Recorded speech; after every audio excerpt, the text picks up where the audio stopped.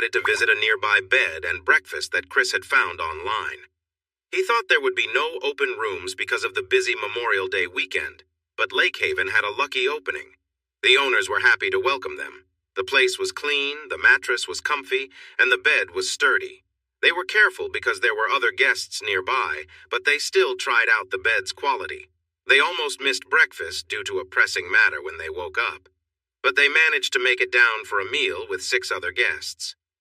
After chatting with the owners and other visitors about fishing and fun activities on the lake, they headed back to Nanny and Grandpa Clark's house, bringing some homemade cinnamon rolls that the B&B owners had given them for their very good friends, Ethel and Ed.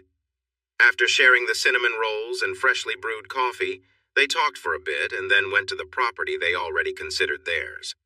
The Clarks said they would come by in an hour to share information about the nearby lake. Joe and Chris explored the shoreline, searching for the best spots for the floating dock, boat ramp, and swimming area. Chris found a few places he liked, but the arrival of the Clarks changed their plans. Chris pointed out where they wanted to place their house and the spots for the boat ramp and floating dock. Ed knew a lot about the lake in front of their ranch, especially the underwater features. He mentioned a shelf near the shore that would be ideal for anchoring the floating dock, a steep area for the boat ramp, and a gentle slope in a cove for swimming, imagining kids playing there in the future. Ed suggested a better spot for the boathouse, considering the best places for the dock and ramp, but agreed that the house location was perfect. It has a 180-degree view of the lake, plus you can see Steel Creek to the north and west. You'll enjoy sunrises from the front porch and sunsets from the back. You'll overlook the swimming area to the southeast, and you can easily go down to the dock to fish or hop in your boat or wave runner. Most importantly, Lake Whitney is meant for flood control, so when the Brazos River floods, it can spread out. This point is high enough that your house won't be affected by flooding, no matter how bad it gets. You can also pull the dock into the cove to keep it safe from strong currents. I really believe this is the best spot for you to build. The more we spend time with you two, the more we are looking forward to talking to your dad next week. The Clarks returned home to prepare lunch. They invited Joe and Chris to join them, but they politely declined, saying they would be leaving for Fort Worth soon. Chris meant well, but as soon as the Clarks were out of sight, Joe pulled out a blanket and spread it on the grass. She smiled mischievously and stood confidently, letting the sun highlight her features. Chris couldn't help but admire Joe's beauty. To him, she seemed flawless, more striking than anyone he had ever seen. He noticed the glow in her hair and her graceful figure. The sight left him momentarily speechless. He admired her from head to toe, taking in her relaxed and carefree posture. Her presence was captivating, and the way she carried herself was full of confidence. Joe turned to glance back at Chris, teasingly, a playful grin on her face. She knew she had his attention. Chris quickly joined her on the blanket, the playful atmosphere between them bringing a sense of closeness. They embraced warmly, their connection clear in every movement. Without needing words, they shared a tender and intimate moment, simply enjoying being close to one another. Their affection was evident as they spent time together, wrapped in the comfort of their companionship. The sun continued to shine down, but for them, time seemed to stand still in their quiet, shared moment. They both smiled, happy to be in each other's presence, savoring the simplicity of being together. They lay there, still connected, breathing heavily and feeling tired. Finally, Chris rolled off and lay next to her on his back. "Wow," he said softly. "That's a new experience for me.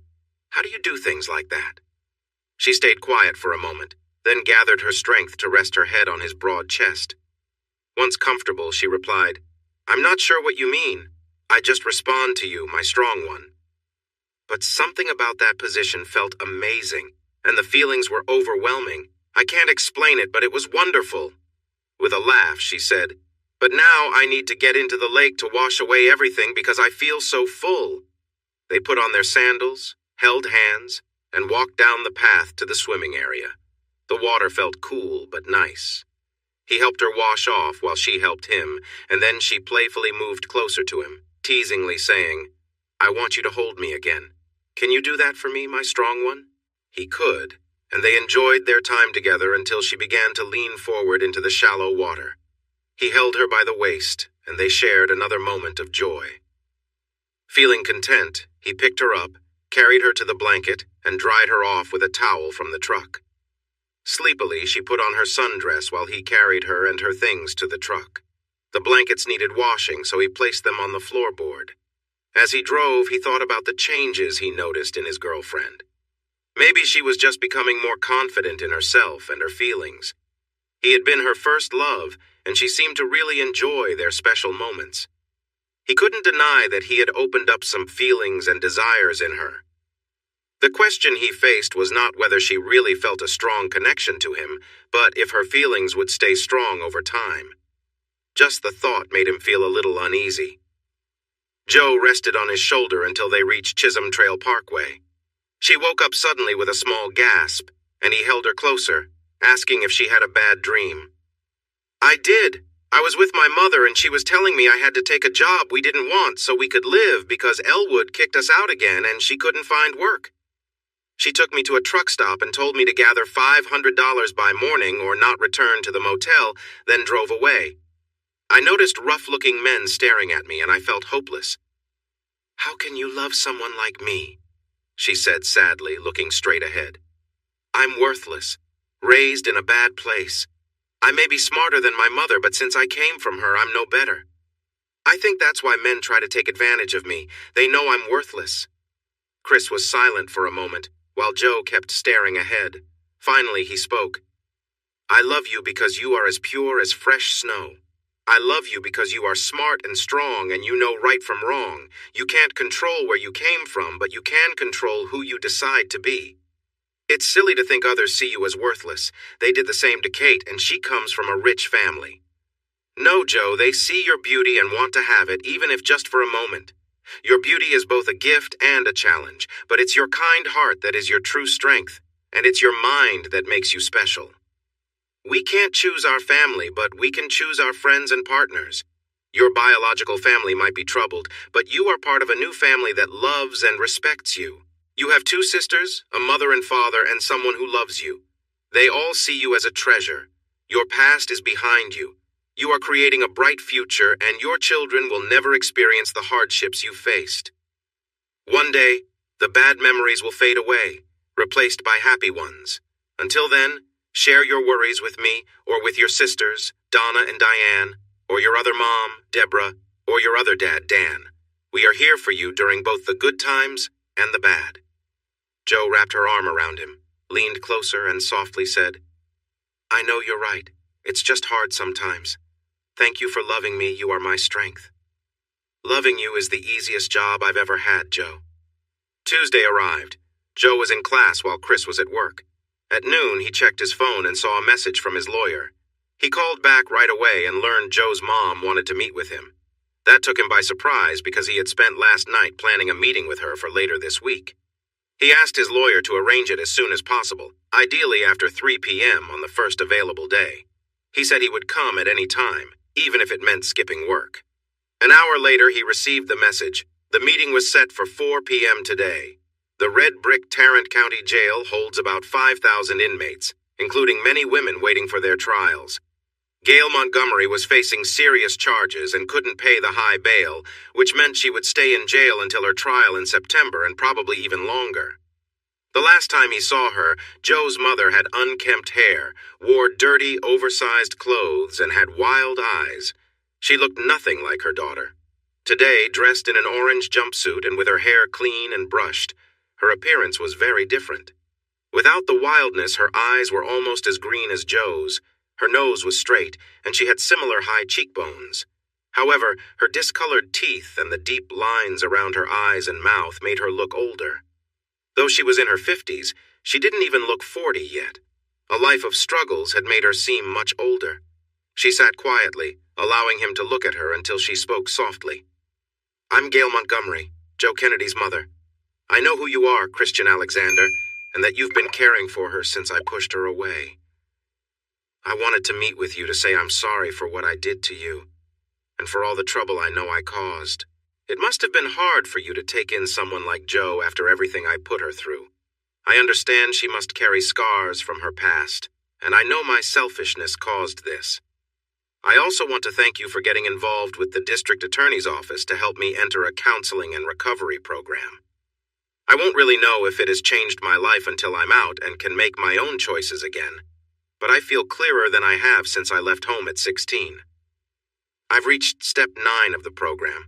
I've made a list of people I've wronged, and I'm reaching out to them one by one to apologize and ask for forgiveness.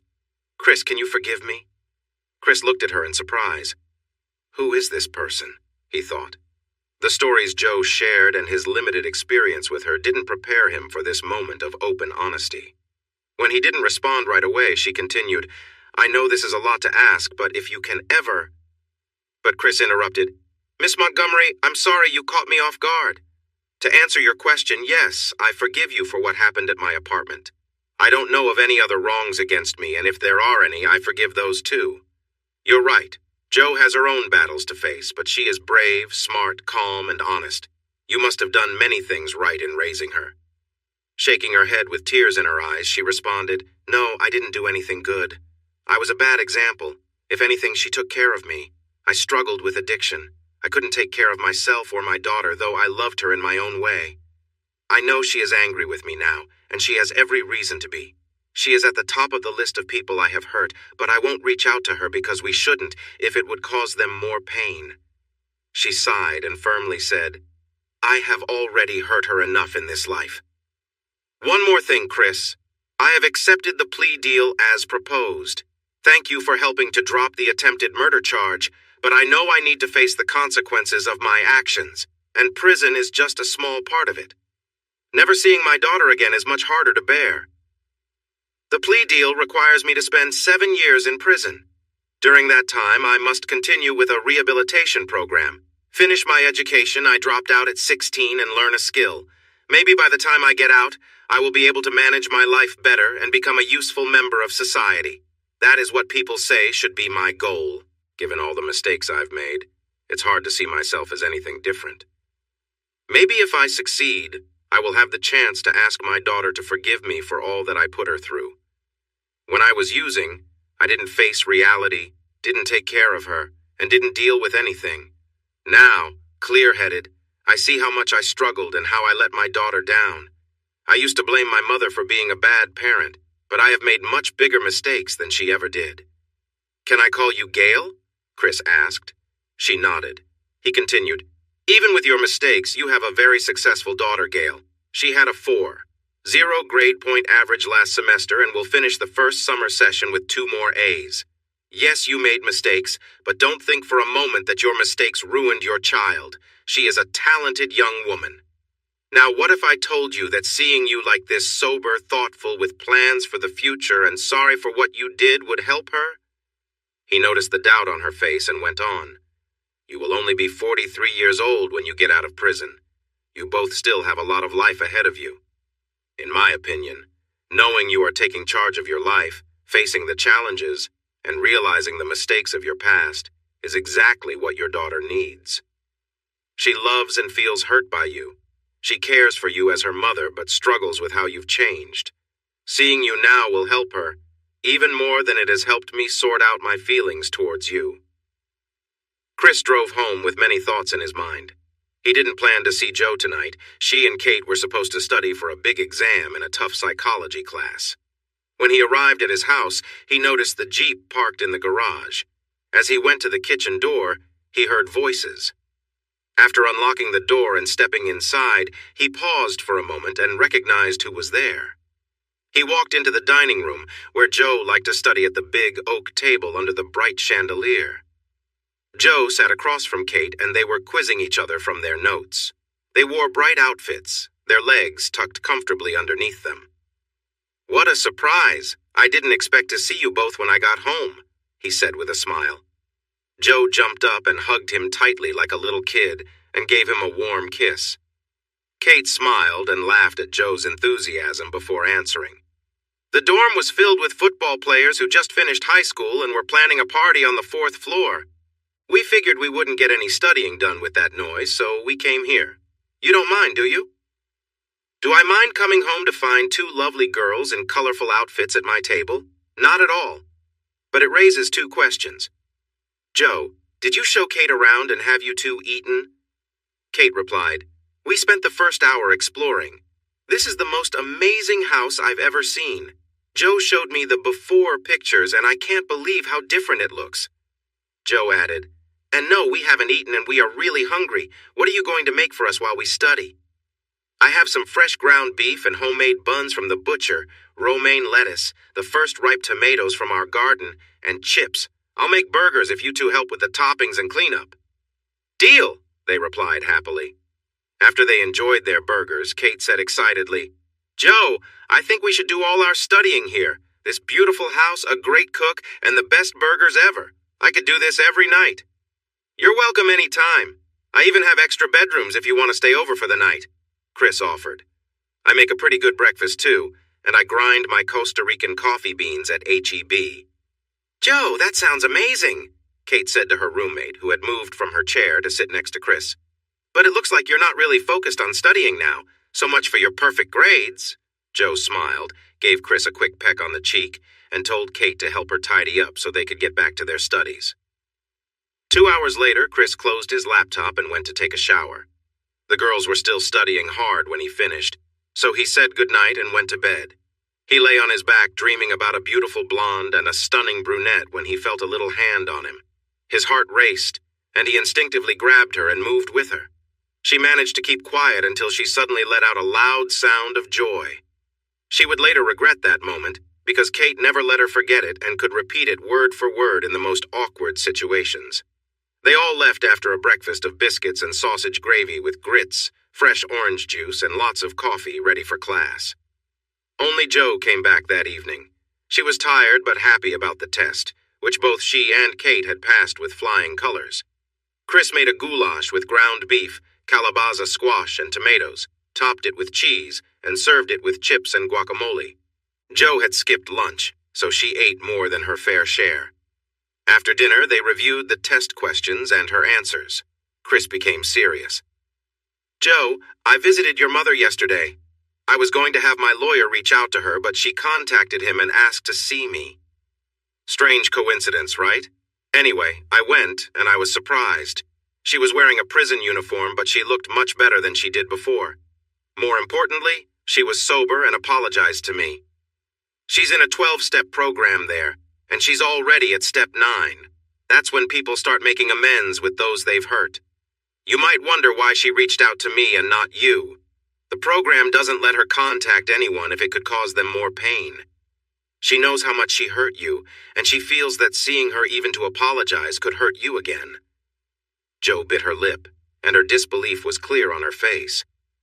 She was sober.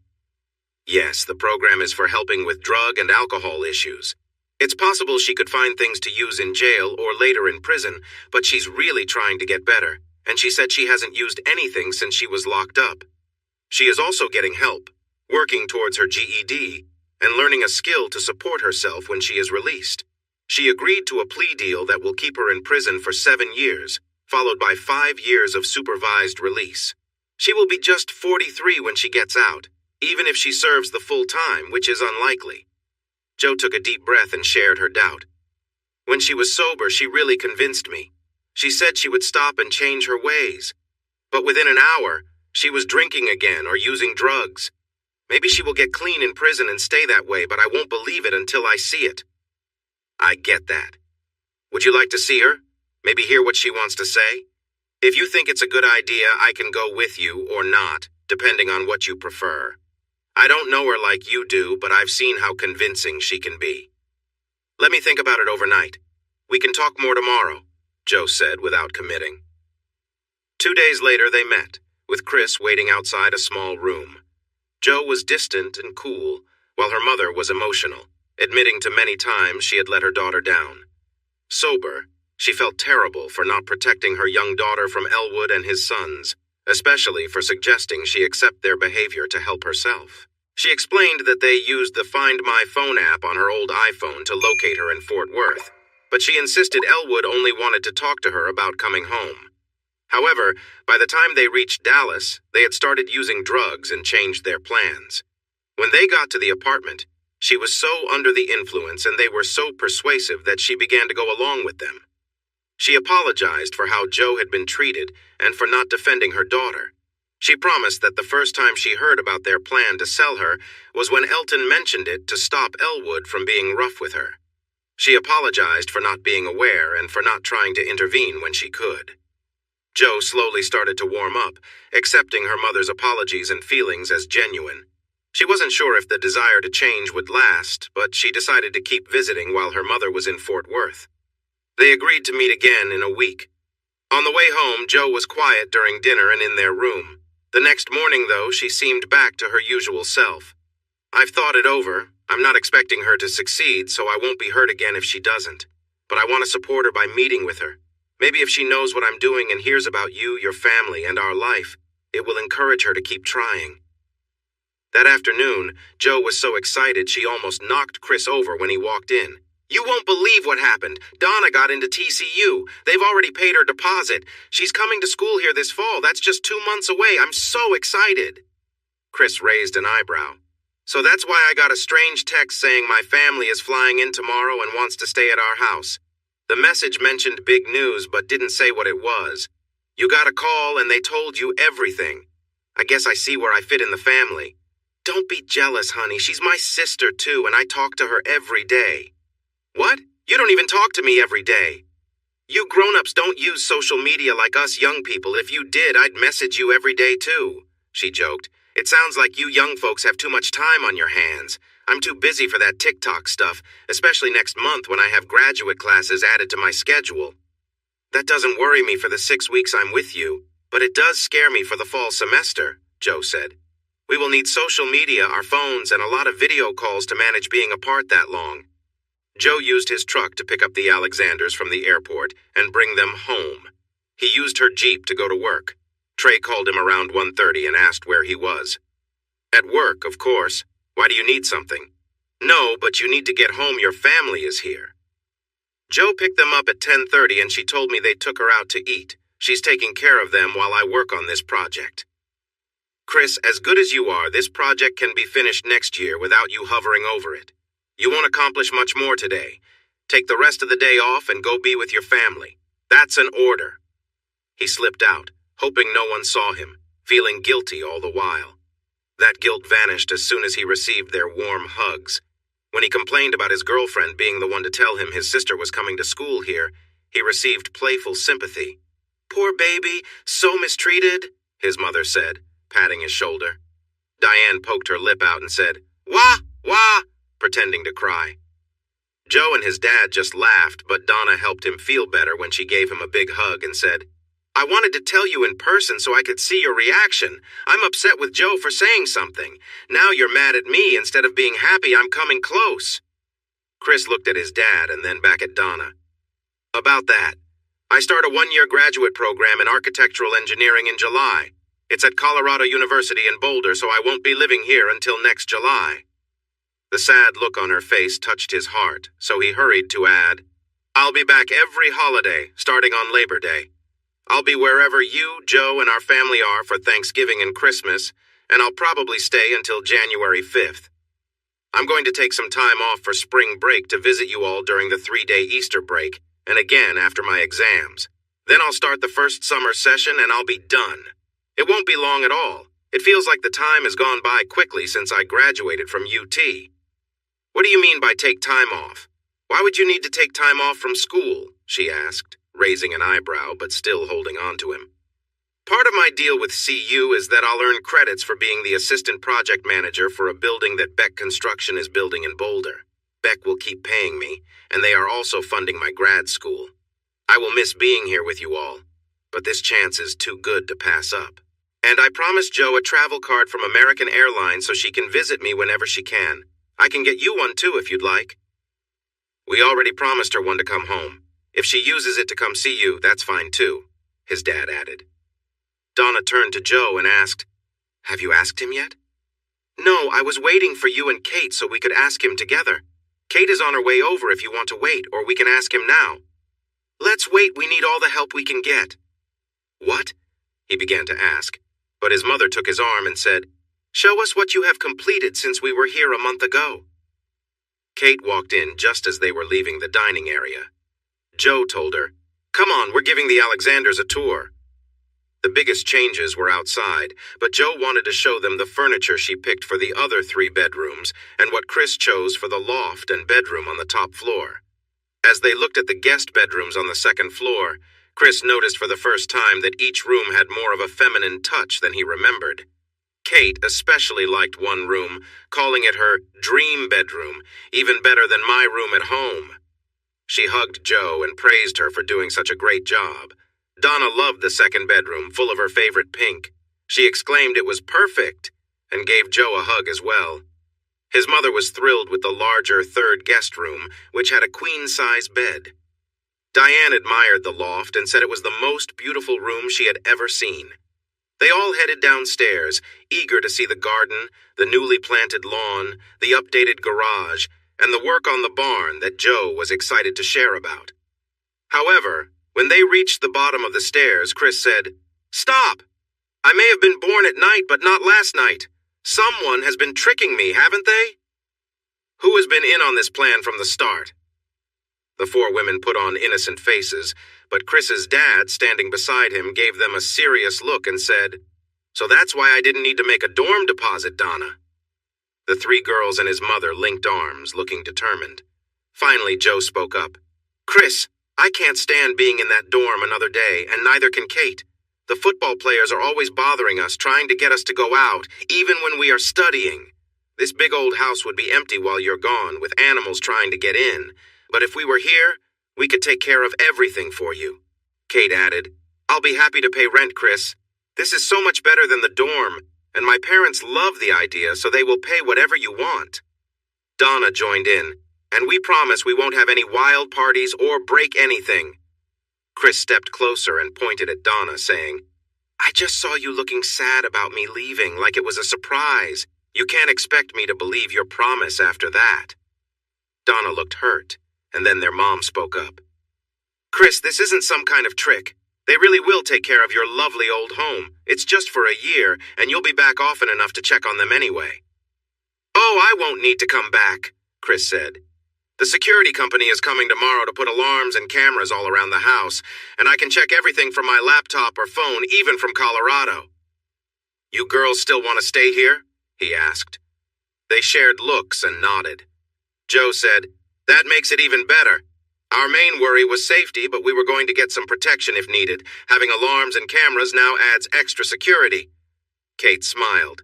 "So will there be cameras in every room?" Donna looked worried. "Not in the bedrooms and bathrooms, right, Chris?" "I didn't expect anyone to be here, so I asked them to secure the place. I don't know where the cameras will go. They probably will cover most rooms. What, are you planning to have visitors?" "No," Donna said. "We don't want you watching us, especially your sister." Chris grinned at them. Joe looked serious, but Kate seemed amused by the idea. "Chris, you aren't really going to put cameras in the bedrooms and bathrooms, are you? Even in Donna's and Kate's rooms?" Joe asked, clearly upset. "I'll keep the bedroom cameras off unless I see boys sneaking around. Don't worry, they're small so you won't even notice them, unless you bring someone into my room." Kate began to giggle and then burst out laughing. She walked over to Chris, touched his arm, winked, and said, "I'm not shy. You can watch me anytime you want, big guy." Joe hurried over, playfully hit Kate on the arm, and shot her a look. She then turned to Chris with a worried expression, only to see him about to burst into laughter. When she looked back at Kate, she noticed Kate was also trying hard not to laugh. "That's not funny, you two," Joe exclaimed. But it was. Soon, everyone in the room was laughing at Joe's expense. She pouted for a moment, then playfully hit Chris on the chest and joined in the laughter. Once things settled down, she turned to Kate and said, "Your invitation is off. I know how you like to run around in hardly anything." Kate pulled Joe into a hug, still chuckling, and said, "I couldn't help it. The look on your face when you thought about Chris watching us was just too funny, feeling a little jealous." "Yes, I am. I know you like showing off too well," Joe replied jokingly. Kate hugged her tighter in response. Once Kate let her go, Joe turned to Chris and teased, "I kind of like the idea of having a camera in our room. We won't have to video chat so much, and I'll have my hands free." Chris blushed, and Donna exclaimed, "Joe!" while their parents laughed again. Kate, standing behind Joe and out of sight, winked at Chris and silently agreed. The tour of the grounds, garden, and outbuildings was less intense but still received positive comments. "We'll keep the garden looking nice and take care of the lawn and bushes, Chris," his sister said confidently. "You know I have a green thumb." As it was getting late, they decided to eat out that night and grill on Saturday night. Deborah suggested inviting the Becks over for a big gathering. Chris was uncertain at first, but knowing it was his last chance for a year to see everyone, he agreed. He had to be there the next day for the security installation, and he wanted to try out the new smoker that one of the welders made for him. He thought it would be fun to invite all his bosses and their wives. A few more briskets wouldn't hurt. He sent out the invites. 3 of his bosses already had plans, but Trey, Jim Bob, and Bob Elliott, along with their wives, would be coming. After their meal, they headed to the store to buy supplies. They picked up 4 briskets and 6 rings of sausage and added vegetables for the grill corn still in the husks, large zucchini, bacon-wrapped asparagus, and stuffed jalapenos. They loaded their groceries and a few cases of beer in the truck bed while their mom kept the wine and mixers in the front with her. Chris woke up early to start fires in the fire pit. He planned to add more logs throughout the day to keep the coals going in both the pit and the smoker. He would add the sausage and vegetables in about 7 hours, 1 hour before the brisket had to be wrapped in butcher paper and set aside in a cool ice chest. He might be from Tennessee, where barbecue was different, but he had lived in Texas long enough to learn the local way. Now he wanted to perfect his skills and impress his bosses. Chris came back in and helped his dad make breakfast for the women. Then he woke them up by knocking on their doors and calling, "Breakfast is ready." They came down the stairs in colorful robes and slippers, rubbing sleep from their eyes and pushing their messy hair back. After breakfast, Chris insisted they all go shopping to avoid being in the way of the security installation. They thought he wanted to hide where the cameras were placed, but he said Joe needed new summer clothes for Colorado and Texas. He handed Joe a credit card, but Deborah took it and handed it back to Chris. "It's my treat," she said firmly. Chris looked at his dad, who smiled and nodded. So he shrugged and told Joe, "Buy what you want since Mom is paying." Chris and Dad moved coals, put the briskets on the grill, soaked the corn so the husks wouldn't burn, sliced the zucchini, wrapped the vegetables, and put them in the fridge. Then they grabbed a couple of old wooden chairs and moved them to the shade by the grill. They cracked open a cold drink and chatted. The security company arrived, checked in with Chris, showed him and Dad the plans, got their approval, and started working. When they finished 4 hours later, Chris and Dad agreed you really couldn't see the cameras. Chris started his laptop and they checked the feeds. The video and sound were clear. An hour later, the women came back with the Jeep filled with shopping bags. They carried the bags into their rooms. The men had another drink and checked on the brisket before returning to their conversation. At 4:30, Deborah came out in a new sundress and told them to clean up and get dressed so they would look nice when the guests arrived. "We're cooking," Chris called back. "Besides, I said informal, which means shorts and t-shirts, not dress clothes." They watched her come closer with her hands on her hips and a sharp comment ready before bursting into laughter. They got up, hugged her, and Dan said, "Yes, dear." Chris added, "Okay, Mommy dearest." She playfully pinched him, then hugged them tightly and giggled as she led them back. "If the briskets burn, I'm blaming you," Chris joked. Their clothes were laid out on their beds, and they were told to shave, shower, and put on the new outfits. "Yes, dear. Yes, Mommy dearest." The guests arrived at 6, after the hot Texas sun had lowered in the sky. The men were dressed casually for the informal party, wearing shorts, polo shirts, and sandals, while the women looked vibrant and colorful, like a summer fashion show. Tables and chairs were set up under the shade of big live oak trees near the grill. A cooler full of beer sat on the ground next to where the men gathered. Bottles of wine and mixers were on a side table, with another cooler filled with ice beside it. A different cooler held soft drinks for the younger guests. Everyone greeted each other, chatted briefly, and then all except Chris headed off on a tour of the house, guided by Joe, with Dan helping to explain the structure. Chris took the briskets, wrapped them up, and placed them in the cooler. He grabbed bags of vegetables and sausages from the refrigerator and carried them to the grill. After arranging everything on the grill, he went back inside to answer questions and, hopefully, receive compliments. He received plenty of both. The men looked at before photos of the renovations and asked about specific details, curious about how the work was done with minimal damage to the original wood and plaster. The women, however, were not as interested in that, but enjoyed sharing their admiration for the impressive transformation of each room. The men joined Chris outside by the grill for another beer, while the women remained inside, admiring everything. After about 40 minutes, Dan called for them, saying the food was ready. The laughter and chatter of the women echoed through the house before they appeared. "Everyone looks great," Bob said with a smile, and the other men agreed. The brisket was delicious and received high praise. Chris quietly thanked Aaron Franklin for his audiobook on barbecuing. There's a lot of science behind cooking Texas-style BBQ, but Chris had also experimented, creating a special rub and a sweet yet spicy sauce that made it stand out. He was excited that people were comparing it to some of the best BBQ in Texas, which is a big deal around there. The vegetables and sausages were also enjoyed, but the brisket was the main attraction. This made him feel as proud of his cooking as he did about renovating the house. As Father's Day approached, the reality of moving in a year hit him hard. Knowing he had to relocate in 15 days, he rushed to finish the remaining tasks at home and work, but not in his relationship with Jo. She was busy with her projects and studying for exams, and mostly stayed in the dormitory during the week, only coming to visit him on weekends. They made the most of their last weekend together, enjoying each other's company, but he missed her throughout the week. She finished her exams on the 28th, and they spent Saturday and Sunday preparing for the trip during the day and enjoying special moments together at night. Chris bought a cover for the pickup bed to protect the things he was taking, but they kept their clothes on the back seat. They started their 800-mile trip at 5 a.m. on Monday to avoid the morning traffic around Fort Worth. Their route took them through the countryside, along 81 to 287, passing through towns he had never heard of, such as Iowa Park, Wichita Falls, Childress, Clarendon, and Claude, before reaching Amarillo. They had lunch, and then took US 87 through Texline and the northeast corner of New Mexico, where the flat plains turned into mountains as they joined IH 25 at Raton Pass. They could have continued driving, but it was still a long way, so they decided to stop at a Holiday Inn on top of Raton Pass.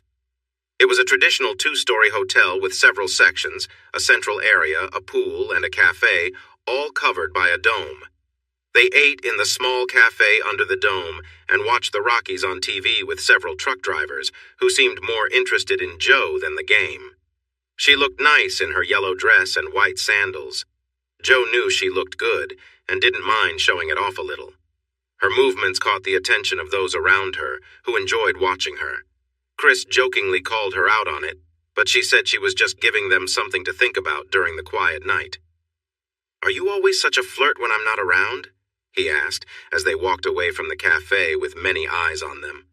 "No, I'm only bold when you're here. Kate and Donna have been teaching me, but I was too shy to try it before now. Their tips really work. They couldn't take their eyes off me. Sweetheart, they would have looked at you even if you were sitting quietly. You're stunning." She smiled, then excitedly said, "Let's go swimming," as they passed the pool. "It says it's heated." "You just want to show off in a swimsuit, don't you? What if they all come over and distract me?"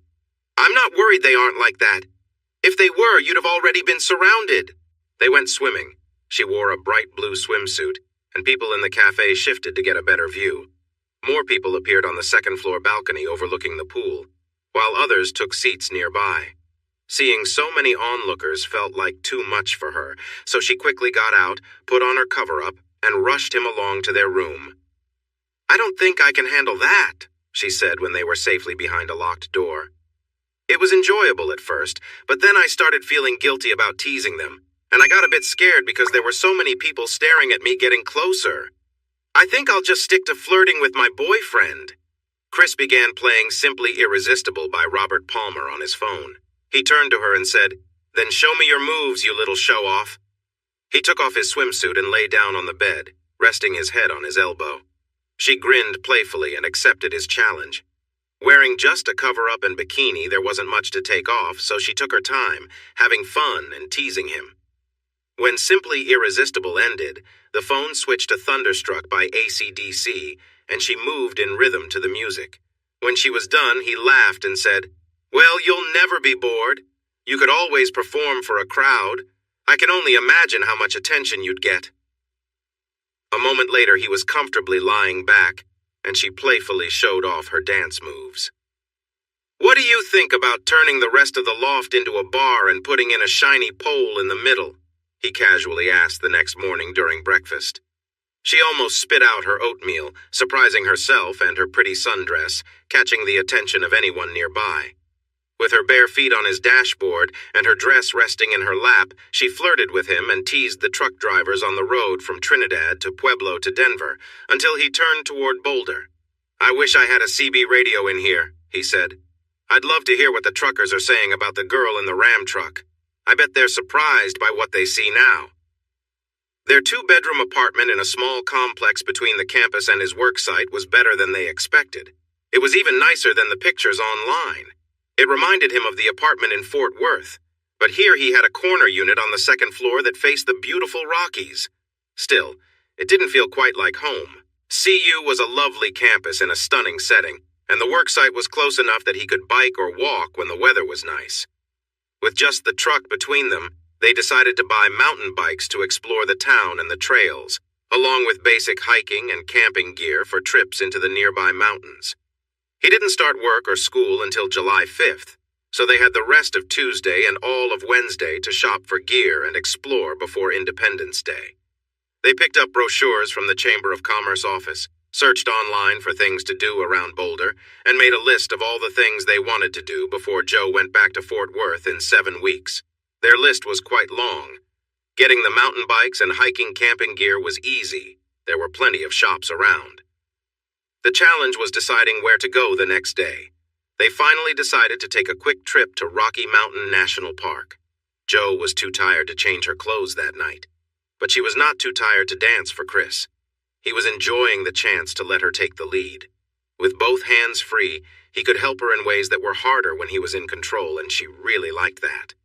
The only issue was that he could playfully tap her on the backside while still being attentive to her, which caused her to react happily. He thought it might be interesting to see if the noise they made would be heard by their neighbors. The manager did not come to check, but the young couple living next door quickly stepped outside to introduce themselves when Chris and Joe came out the next morning. When they mentioned their plan to visit Rocky Mountain National Park, the couple suggested following Trail Ridge Road all the way to the Alpine Ridge Trail. They warned that the park was very busy and that visitors might be turned away if it was too crowded. Robert and Claire were so friendly and helpful that while they went to get a map of the park, Joe quietly asked Chris if they could join them. He shrugged and said, "Whatever you want works for me." When they returned with the map, Joe asked if they could ride along, but the couple had other plans for that day. They invited Chris and Joe to come over for dinner and a chat later that evening. Joe said yes on their behalf. They were fortunate. The number of visitors for the July 4th holiday was lower than expected, so they got into the park without any trouble.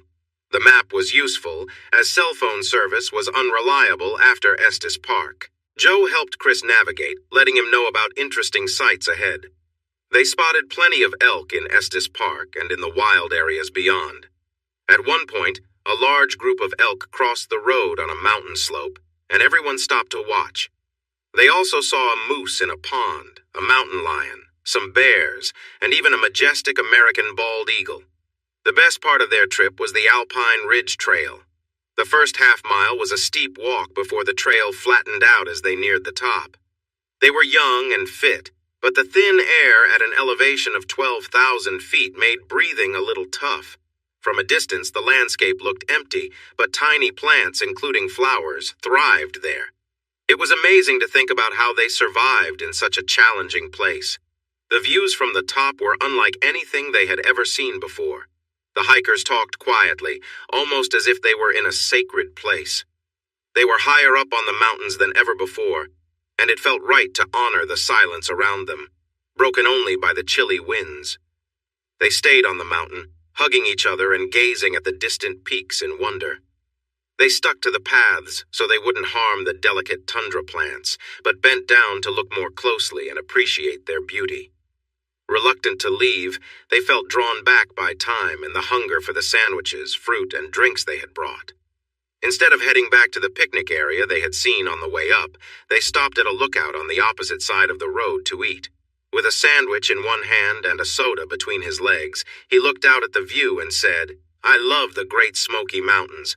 I have walked over 100 miles on the Adirondack Trail. I enjoyed the forests and the views of the green valleys, but I've never seen a place like this. I feel like I'm coming back to a place I've never been before." Joe replied, "How do you think I feel coming from a small town? I'd seen pictures, but they don't show how vast it is or what it feels like with the wind, sun, and silence. It's like being in a whole new world."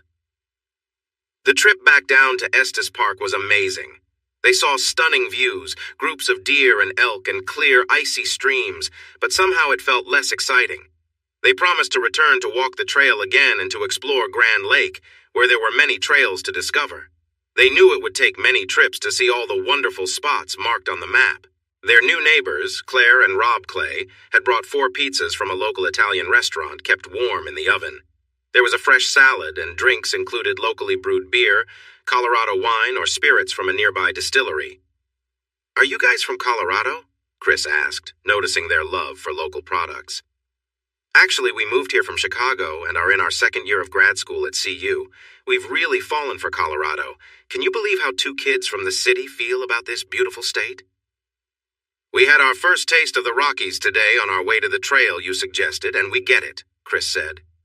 "I'm from Franklin, Tennessee, near Nashville, and Joe is from the Hot Springs area of Arkansas. We have never seen anything like today." When Joe chose ginger ale to drink, it started a friendly exchange about their lives. They were surprised to learn Joe was younger and single. "We thought you were our age and married."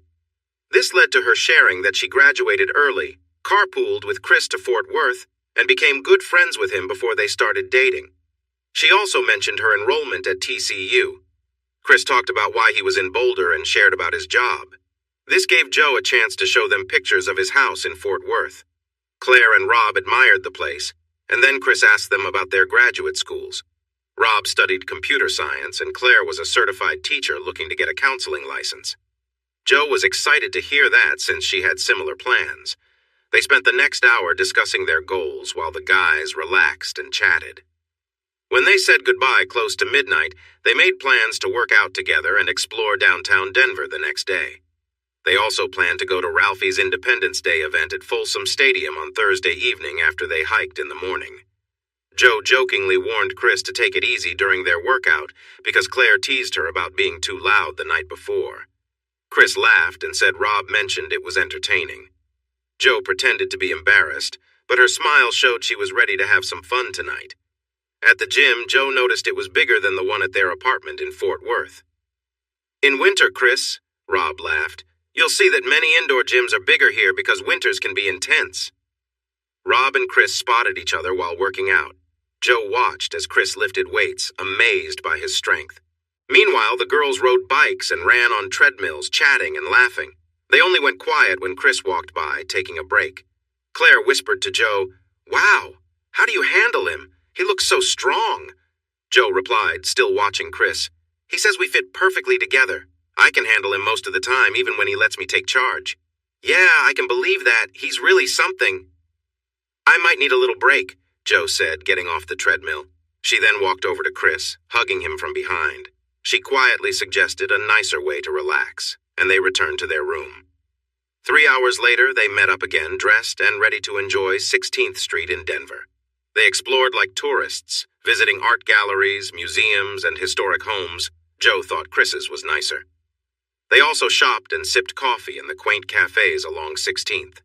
They spotted an ad for an escape room and managed to solve the puzzle to escape from an Egyptian-themed room just in time.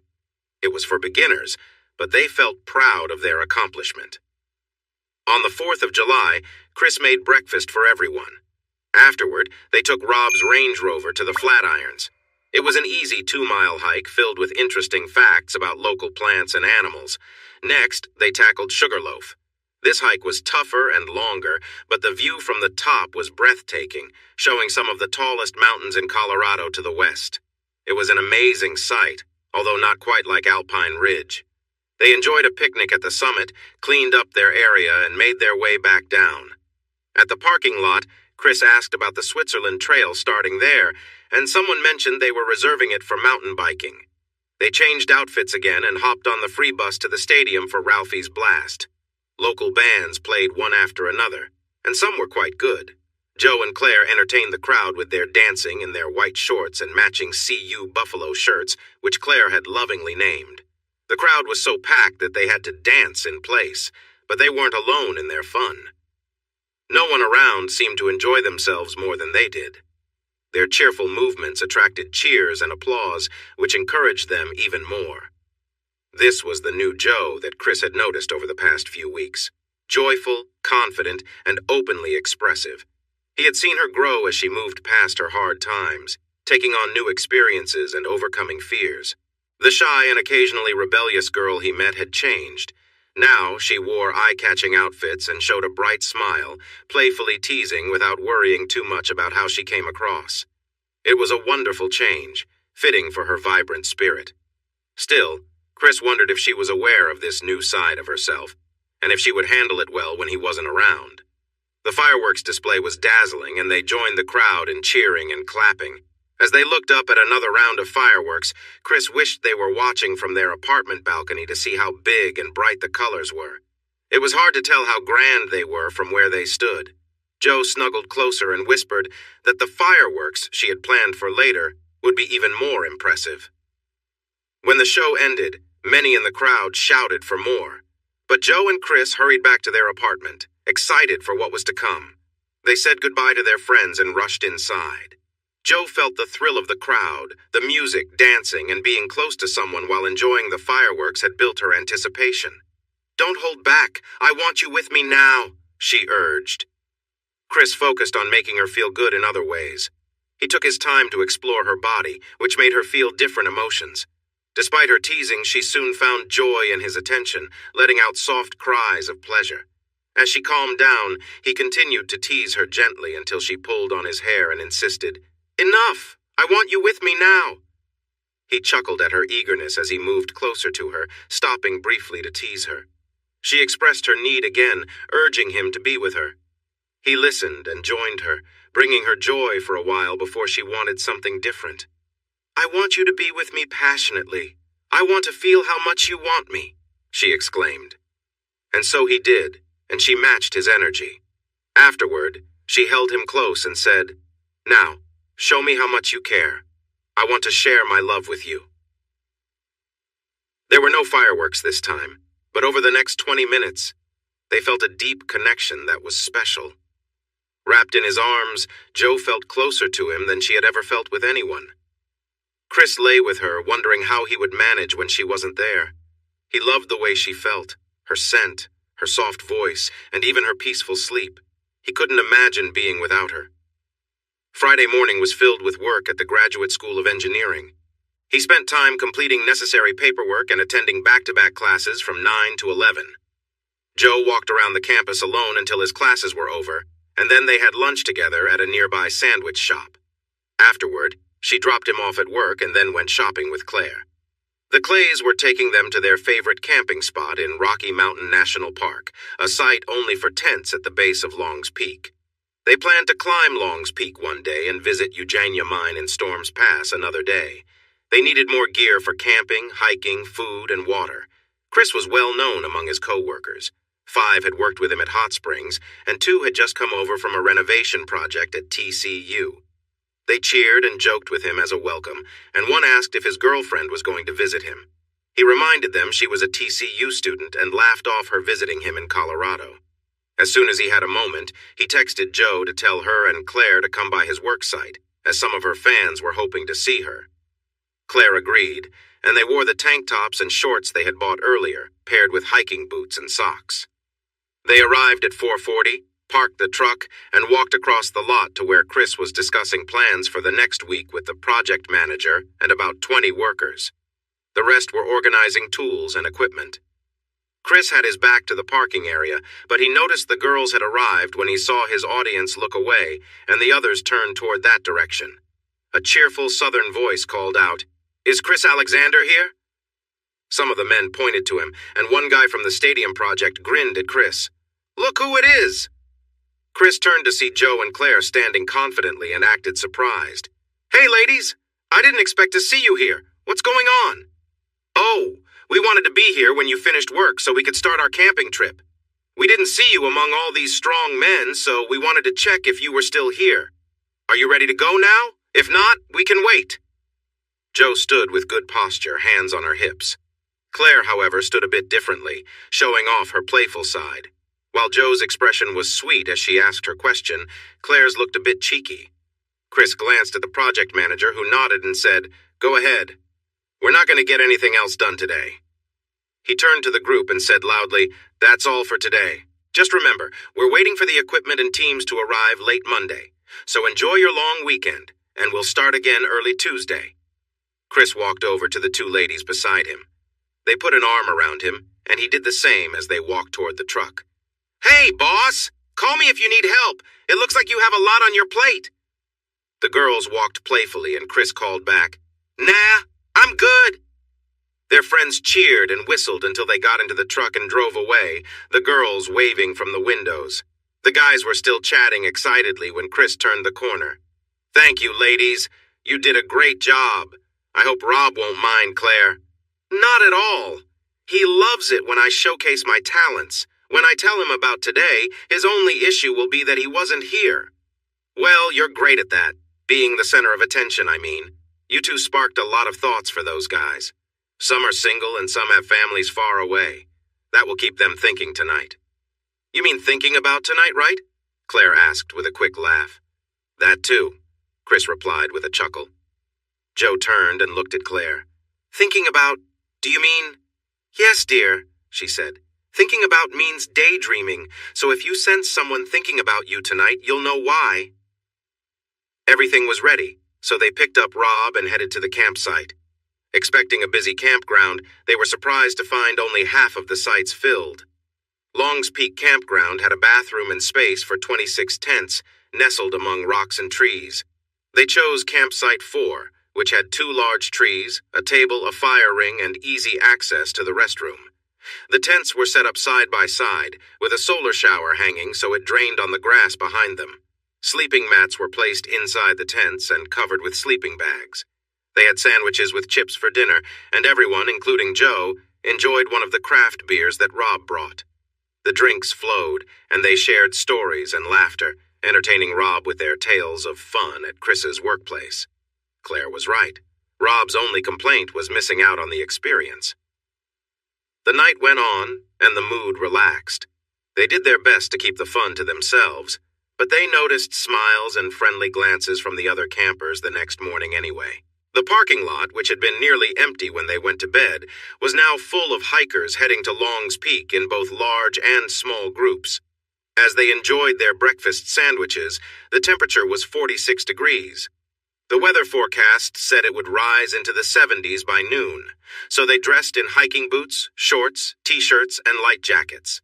The climb to the top of Long's Peak, one of the 14 ERs, mountains over 14,000 feet, was too challenging for inexperienced hikers like themselves.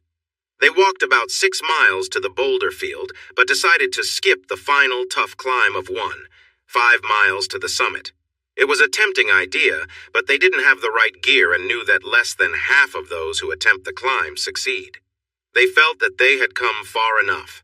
For lunch, they enjoyed granola bars and drank water while taking in the beautiful views. Afterward, they returned to their camp. They were allowed to have small fires in designated areas, but Chris had brought a charcoal grill for the tailgate, which they used to cook sausages. The delicious smell drew the attention of their nearby campers, a couple of friendly young pairs who asked if Chris could cook some hot dogs they had as well. By the time the sausages and hot dogs were ready, they had made new friends, Jose, Rosa, Todd, and Terry. They were students from the University of California, San Diego. They were exploring 4 national parks before heading back for their senior year. Rocky Mountain National Park was their second stop. They had started with the Grand Canyon. After visiting Rocky Mountain, they planned to go to Yellowstone to meet more friends, spend a week there, and then visit Grand Teton National Park for another week. After that, they would return to San Diego. The group spread out a couple of large blankets to sit on near the fire. Chris made a small fire with wood he had brought along, though it was more for atmosphere than warmth. As the evening grew chilly, everyone wrapped up in jackets and blankets. Chris was sitting down with Joe leaning back against him. They chose to stick with water, but after the meal, Jose opened a half-gallon of sangria for the others. The drinks lightened the mood, and as hours passed, the conversations turned more personal. Joe didn't need a drink to join in the talks. She loved engaging with people. Chris, on the other hand, was quieter, listening and responding when included. After a couple of hours, the topic turned to personal relationships, and Joe asked how long the couples had been together. Terry casually mentioned that all four of them were in open relationships, and that their friends heading to Yellowstone shared the same lifestyle. Claire and Rob acted like it was no big deal, but Joe seemed taken aback. Chris wrapped his arms around her to offer comfort, yet he said nothing. Joe listened as they explained that they planned to go their separate ways after graduation, so they thought it was fine to enjoy time together and with others who felt the same while they were still in school. Rosa mentioned that after she finished school, she wanted to find someone and settle down. Meanwhile, Terry, Todd, and Jose said they did not plan to settle down until they turned 30. Claire and Rob did not add anything to the conversation. Joe was quiet for a moment, but finally spoke up. "Do you mean you switch partners? How does that work?" Terry and Rosa smiled, with Rosa explaining, "Yes, we do switch partners sometimes, but there are times we focus on one person. For example, if it were Jose, Terry and I would spend the night with him. If it were Terry, all three of us would try to make her happy. Terry and I like both men and women, but the guys don't, so what we do depends on who it is." Joe's eyes grew wide, and she simply replied, "Oh," before the conversation turned to other topics. Not long after, Joe told Chris that she was getting cold and wanted to go to bed. They excused themselves, leaving the others to chat and drink, even though that was not allowed in the park. Luckily, their tent was a good distance from the group, so they were not disturbed by the noise. "How can they do that?" Joe asked quietly, but with annoyance. "I could never let someone touch you like that, and I know you would feel the same about me." Chris thought for a moment. "We are in a serious relationship, they are not.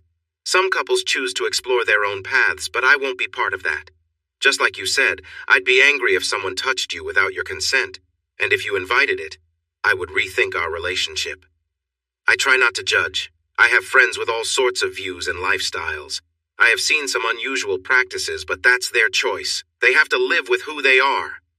Joe moved closer, and they cuddled together. "The people who want more than one partner must not be getting what they need from their main partner. I can't imagine wanting anyone else after being with you."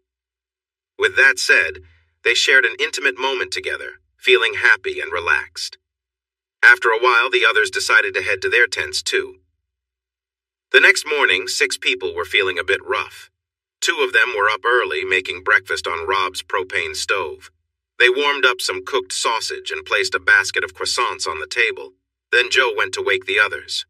Chris smiled as she eagerly watched for Claire and Rob to come out of their tent. She felt relieved when they finally appeared.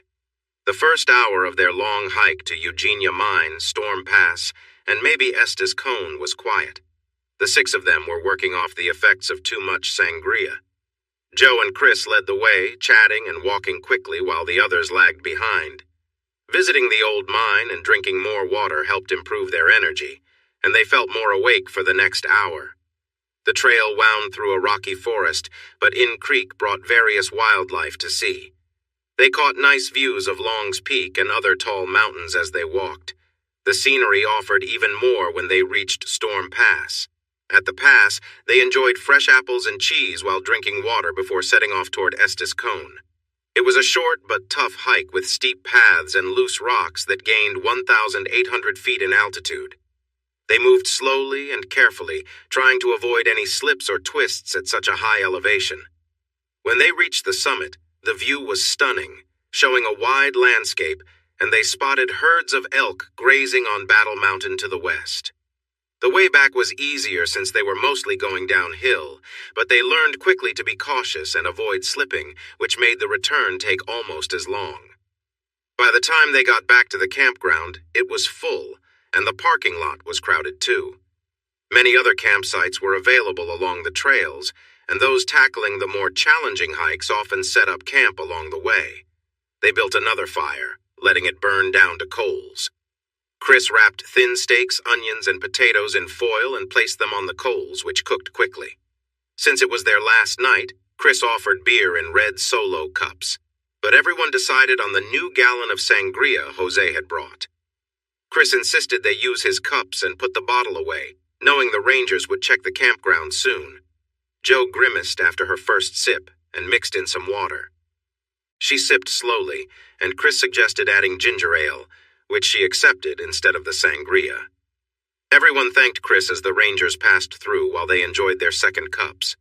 After a long day, it was getting cooler, but they wanted to clean up before bed. The solar-heated water was chilly now, so Chris warmed some up. They took it into the tent, gave each other a quick wash, and shared a towel to dry off. Chris began to put on his sleeping shirt and shorts, but a smiling Jo playfully pulled him closer. There were no loud moments tonight. They shared a tender time together and then fell asleep in each other's arms. Jo didn't get to check on sleeping arrangements the next morning because she slept in. Claire went into the tent to wake her up for breakfast and came out with wide eyes and giggles. She quietly told the cook, "Wow, she looks even better without her pajamas on. If you ever want to see two girls together, let me know. I'm not interested in girls, but for her, I might make an exception." They ate quickly, took down their tents, loaded their gear in the truck, and said goodbye to the other campers. It was only 43 miles to the campus, and they left at 7:40, but they were in such a rush that they had to drop Chris off at the campus before going to the apartments. After class, he walked back. They had meatloaf with the Clays for lunch and then took a nap. Feeling refreshed, they went to the workout room to stretch and ease the soreness from their hikes. That night, they enjoyed some TV time while holding each other, and then they shared another intimate moment. From that point on, they settled into a routine. Breakfast at 7:30, class from 9 to 11, work from noon to 6, dinner, some fun activity, and then bedtime by 10:30. Jo grew restless, so she signed up for an online writing course that would count for English credit at TCU. This filled her mornings, but not her afternoons. Chris encouraged her to practice her martial arts, so she joined a dojo that taught Krav Maga. There, she improved her skills and learned new techniques. He invited her to the workout room each Friday to show off her progress. She suggested he come to the dojo after work on Fridays to see what she was learning. After 2 weeks, he went along and was very impressed. She may be small, but her skill and strength were impressive. On weekends, they enjoyed activities from their list, starting with a Colorado Rockies game at Coors Field in Denver. That was the last trip they took with the Clays, who had family visiting for the remaining summer. The following weekend, they traveled to Golden, visited the Coors Brewery, explored the historic downtown area, and checked out the Railroad Museum. The next day, they were amazed at the Buffalo Bill Memorial and Museum and learned a lot at the Golden History Center. The highlights for the rest of their summer included a trip to Black Hawk and Central City. Jo couldn't go into the casinos, so they explored the historical sites of the old mining town that had become a gambling hotspot. Aspen and Vail were nice but costly. The hot springs near Steamboat were enjoyable, but they truly loved historic Leadville, especially the Opera House. Most of their activities were popular with tourists and sometimes crowded, yet they cherished their time together, discovering new places and trying new things for the first time. Before they knew it, it was mid-August, and they experienced what it meant for saying goodbye to feel bittersweet. Jo left with the credit card that Chris had gotten for her, promising he would visit for Labor Day in 2 weeks. They promised to meet for holidays and other chances to be together. Jo returned to school just after Chris finished his summer classes. She enjoyed her courses, which were more challenging and made her think deeply. Though it was only her second full semester, she had enough advanced placement credits from high school to be considered a second semester sophomore, allowing her to take tougher classes. She, Donna, and Kate went over, laughed about, and signed the agreement Chris had sent Joe. It laid out what they promised when they asked to stay in his house. He included a note that there would be audio and video recordings on the property, and they needed to acknowledge that they knew about it. Chris arrived at DFW on a flight late Friday night for Labor Day weekend. The three girls picked him up in the Jeep, but Joe had to share her time with him more than she wished during the 3-day visit. Still, she enjoyed being alone with him at night, and during the necessary afternoon naps she insisted he take. They had a barbecue, visited the Fort Worth Zoo, ran along the trails by the West Fork of the Trinity River, and danced at Billy's Bob's after a meal at Joe T. Garcia's. Although none of them drank alcohol, they had a wonderful time dancing and meeting new people. Chris felt responsible for the safety of the three girls, so he stayed alert, but nothing concerning happened. He left on Monday night, leaving 3 tearful girls and himself with tears in his eyes. It would be a long wait until Thanksgiving before he could spend time with them again, and being apart from Joe for that long would be tough. At Chris's urging, Joe found a martial arts school between her classes and home where she could continue training. Donna and Kate were curious, so they decided to join her.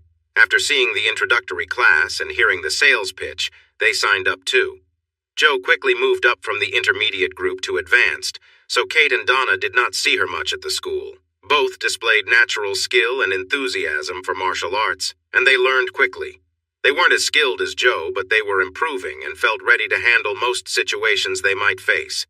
Chris went to class, worked hard, studied, and exercised 3 days each week, but he wanted more. After checking out a few places, he joined the dojo his girlfriend recommended and started training in Krav Maga. His earlier training in boxing and karate was helpful for self-defense, and he encouraged Joe to learn Krav Maga because it's a strong form of martial arts. He thought someone like Joe, with her size and qualities, should be able to protect herself from anyone who might pose a threat.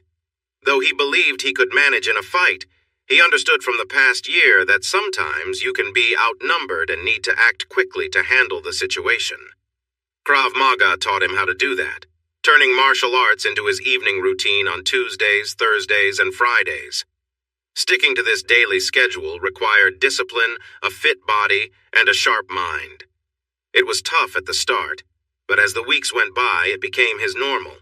He felt stronger and knew Joe would be surprised to see him again at Thanksgiving. He hadn't lost weight, but his waist was now a size smaller. They used video calls to connect at least once a week and shared time talking for about an hour on Wednesdays, Saturdays, and Sundays. Their classes were tough, and Chris's workload was heavy. With winter approaching, he knew work interruptions would soon come, so they seized every moment of daylight together. The other interns from the engineering school were learning what it's really like on a job site compared to the classroom. They admired Chris for his knowledge, skills, and the respect he earned. News of his abilities reached the professors and the dean, who were pleased about the arrangements made with Beck Construction because of Chris. They faced chilly Canadian winds starting in late September, but the first major winter storm arrived from the north in the last week of October. With warnings for severe weather ahead, the university canceled classes, and the project manager sent everyone home on the 31st with instructions not to return until the storm passed, which could take 5 or 6 days. Chris and 3 others from Fort Worth managed to get on one of the last flights that night, landing in DFW at 11 o'clock. Roberto's wife drove the group in a minivan, dropping Al and Willie off on the way before taking Chris home. After that, she headed back to their house near Ben Brook. When Chris arrived, he noticed the Jeep was gone and the house was dark. He remembered that the girls were going to a Halloween party at a fraternity near campus. Donna and Kate had been seeing some guys, but they weren't dating the same ones. Joe was focused on her studies, but eventually agreed to join them at the costume party as superheroes from the Avengers. Joe dressed as Carol Danvers, Kate as Hellcat, and Donna as Storm. Earlier in the week, they had shown their costumes to Chris over FaceTime. He knew their outfits were fitting, but still modest. He felt a bit uneasy about them being at a party where things might get wild, so he chose to wait up for them. When 1 o'clock arrived, he called Joe, but it went to voicemail. He tried calling Donna and then Kate, but he got the same result. Growing worried, he decided to request a ride share. The app said it would take 30 minutes. 20 minutes later, Chris was walking through the backyard to meet the Uber driver at the gate. Suddenly, he saw headlights on the road. The vehicle stopped, and the gate opened. Chris realized it wasn't his ride. He hid behind a tree and watched as another vehicle pulled up next to his Jeep. The vehicle sped down the small road and came to a stop in front of the house. He didn't recognize who was driving, but he knew it wasn't Joe. She drove more cautiously. Chris cautiously approached, staying hidden in the shadows behind the barn. He felt uneasy about what was happening, sensing it wasn't going well. The doors of the Jeep opened, and 5 boys spilled out, laughing loudly. One of them staggered over to a plastic pink flamingo placed near the parking area and did something silly. Then, the front passenger of the Jeep reached back and pulled out a blonde girl who didn't seem awake. She lay limply in his arms. Chris moved closer, but remained unseen. Next, the doors of a BMW SUV swung open, and the inside lights lit up. Chris saw 2 boys sitting in the front, and 2 girls resting on the boys in the back. He guessed the blonde was Donna, and the brunette was Kate. The boys got out and dragged the girls out, letting them fall onto the ground before calling for help. They grabbed the girls' arms and lifted them, struggling to carry them towards the house. Kate lost her shiny athletic shoe, but no one picked it up. He noticed that the boys who went ahead didn't turn off the security system, so he guessed he would get a call soon. He silenced his phone, and moments later it vibrated in his hand. He was hiding in the bushes near the front porch, so he quietly told the caller that there were 9 boys inside, all young men, and there were 3 girls who seemed to be unconscious. He thought the girls were in serious danger. He listened as the security service called for help, but they said it would take about 10 minutes because their cars were busy with another situation nearby. They were sending help from farther away. Chris told his contact they also needed medical help for the girls. He knew that waiting could lead to bad outcomes for the girls. Their unconscious state worried him. It suggested they might have been given something harmful. He was sure they wouldn't end up like this on their own. Another sign was that the boys seemed more aggressive than worried, which meant he might have to confront all 9. He realized they were drunk, and if they separated, he might handle them one by one. However, he would have to act fast to prevent them from alerting each other. Even if they were drunk, 9 strong boys would be a challenge, and failure could be dangerous for the girls. Chris quietly returned to the barn, took out his concealed firearm, and grabbed 2 magazines for it. He loaded one magazine and tucked the other into his jeans. He also picked up a sturdy club made from a pool cue that had been modified for better grip. He put on tight leather gloves, secured the club to his wrist, took the firearm in his right hand, and moved back towards the house. Unsure of where everyone was inside, he paused behind a post on the porch and accessed the camera feed. Only Kate was in the living room. She was lying on the couch while 2 boys were beside her. He quickly checked other cameras downstairs and found no one else. Next, he activated the cameras in the upstairs bedroom.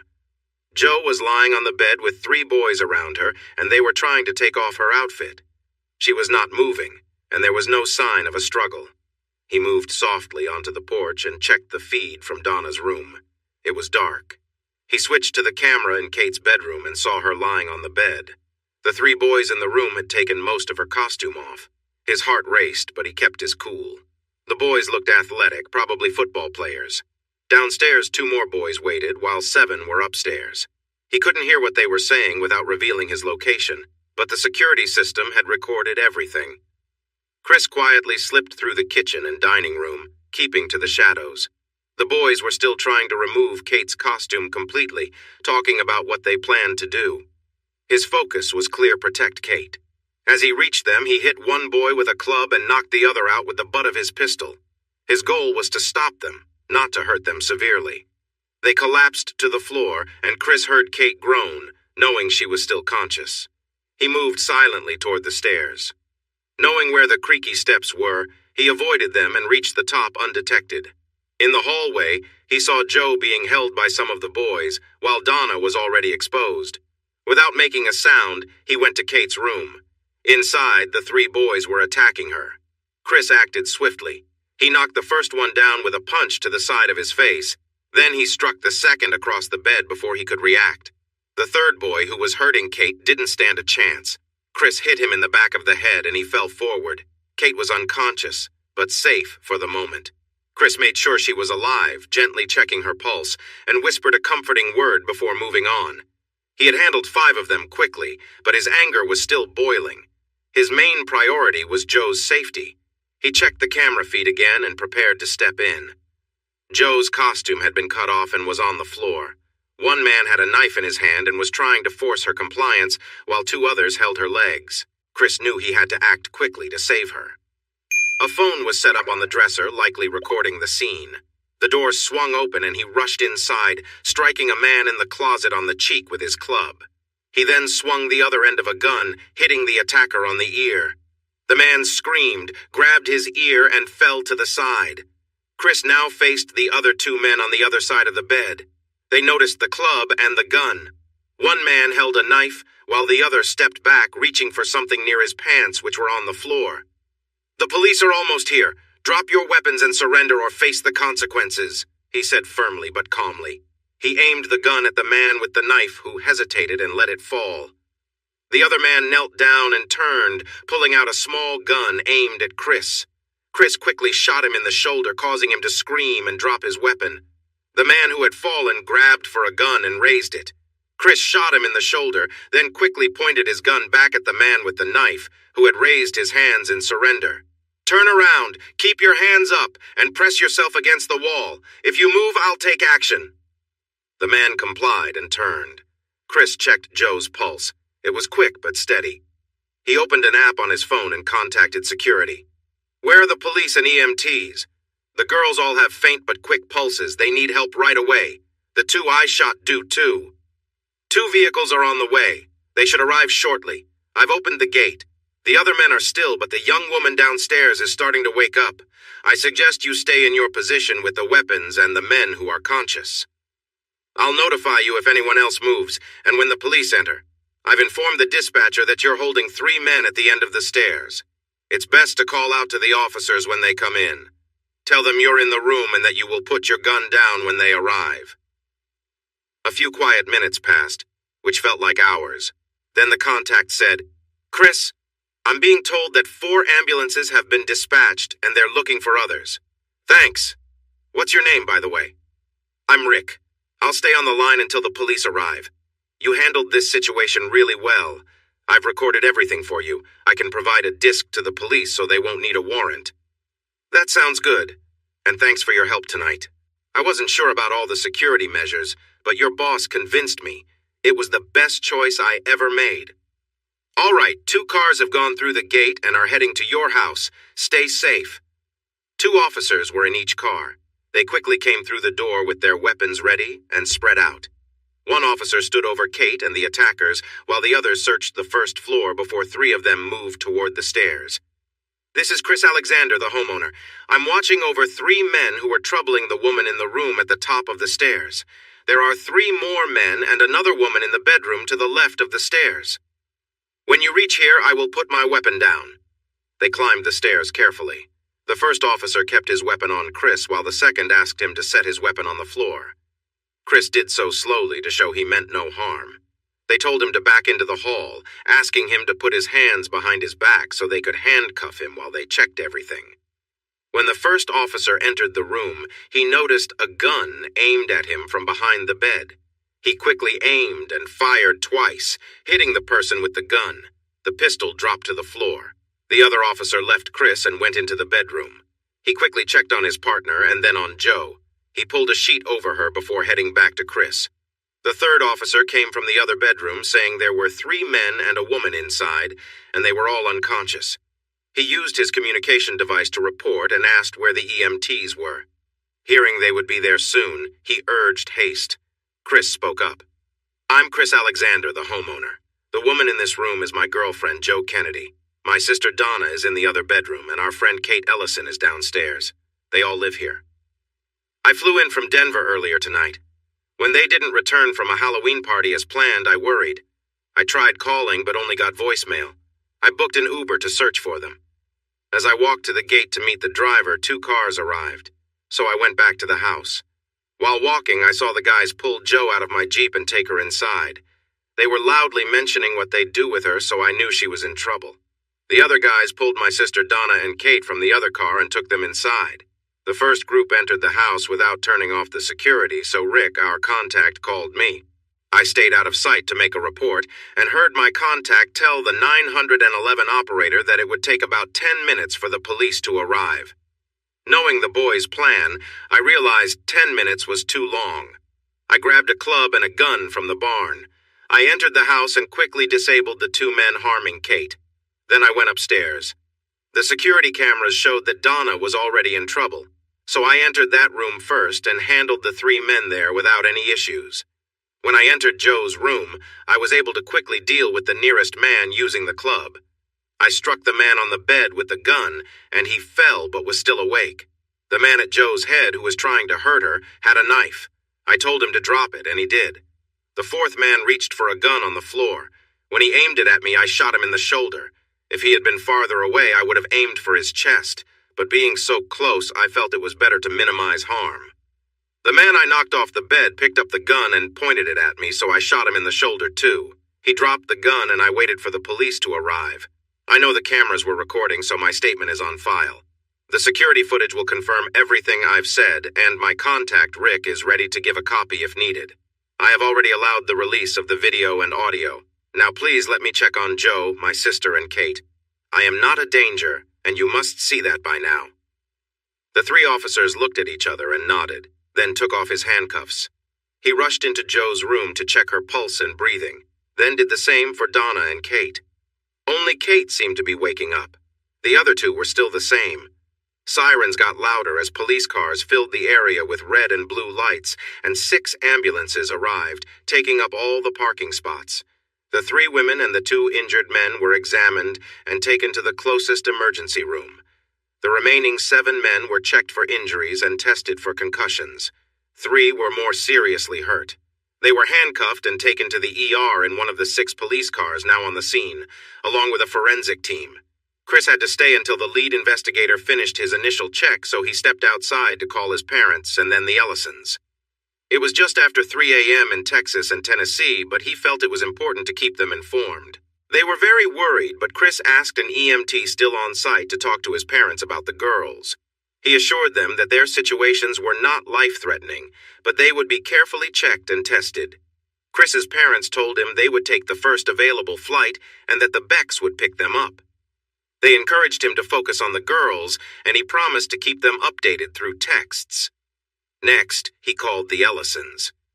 It was past 1 p.m. in Seattle, but Mrs. Ellison recognized his voice right away. He could hear what sounded like a party in the background. He began to explain the situation. She listened for a moment before asking him to hold on and telling everyone in the room to be quiet. Once it was quieter, she asked him to continue. With a new audience, he started over, sharing only the main points. When he finished, Ed said, "I don't understand why you're in Fort Worth instead of Denver, but I'm thankful you're always in the right place at the right time. We'll be on a plane within the hour, but we will have to fly far south to avoid the storm, so it will take us some time to get there, Chris. Please take care of yourself and the girls until we arrive." The girls had been given a drug, which was added to their drinks while Kate was busy at the bar. One of the boys distracted her while another slipped the drug into their cups. They planned to harm all 3 of them repeatedly. They learned this because the main person responsible, facing serious charges that could keep him in prison for years, told the police everything in exchange for a chance to reduce his charges. When he confessed, 3 others also sought similar deals and shared their stories. From their admissions, it seemed they had a complete picture of what happened.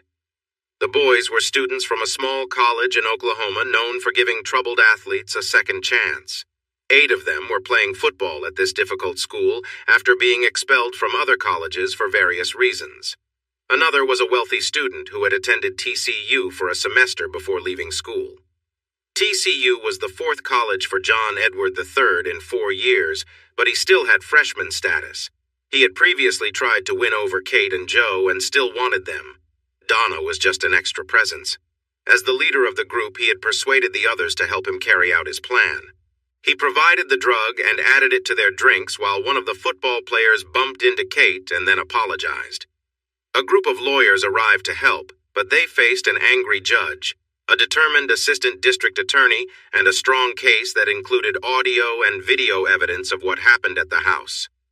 The lawyers tried to dismiss the evidence, but the judge quickly rejected that idea, supporting his decision with references to the law and recent court rulings. Third's lawyers then started a lawsuit against Chris for many reasons. With money from his parents and his job, Chris's lawyers countered by suing John Edward III for various claims and filed many requests to find out everything he had done throughout his life. This time, his father's wealth wasn't going to help him. The prosecution was determined, the judge seemed harsh, and the police had evidence, including videos, recordings, fingerprints, and confessions from others involved. The firm decision that ended the chaos was Trebek's order to review every agreement with Second's business, aiming to cancel as many as they could right away and stop doing business with them. Since Daddy owned a wholesale building supply company that worked closely with Beck, losing this deal could ruin his business. This powerful move halted the strong, not guilty defense, and the lawsuit against Chris was dropped. J.E. Third was released on $500,000 bail, and his father sent him to a rehab center for alcohol and drugs, which also had a program for those who had made serious mistakes. After finishing his program, he accepted a plea deal to get a lighter sentence if he admitted to his wrongs and apologized to the victims. His apology seemed rehearsed but did not convince Chris, who calmly told John Edward III that he would be waiting for him to finish his sentence when he left prison. The anger in his eyes made the third nervous, prompting his guard to chuckle and say, "You know, they don't treat those types well in prison.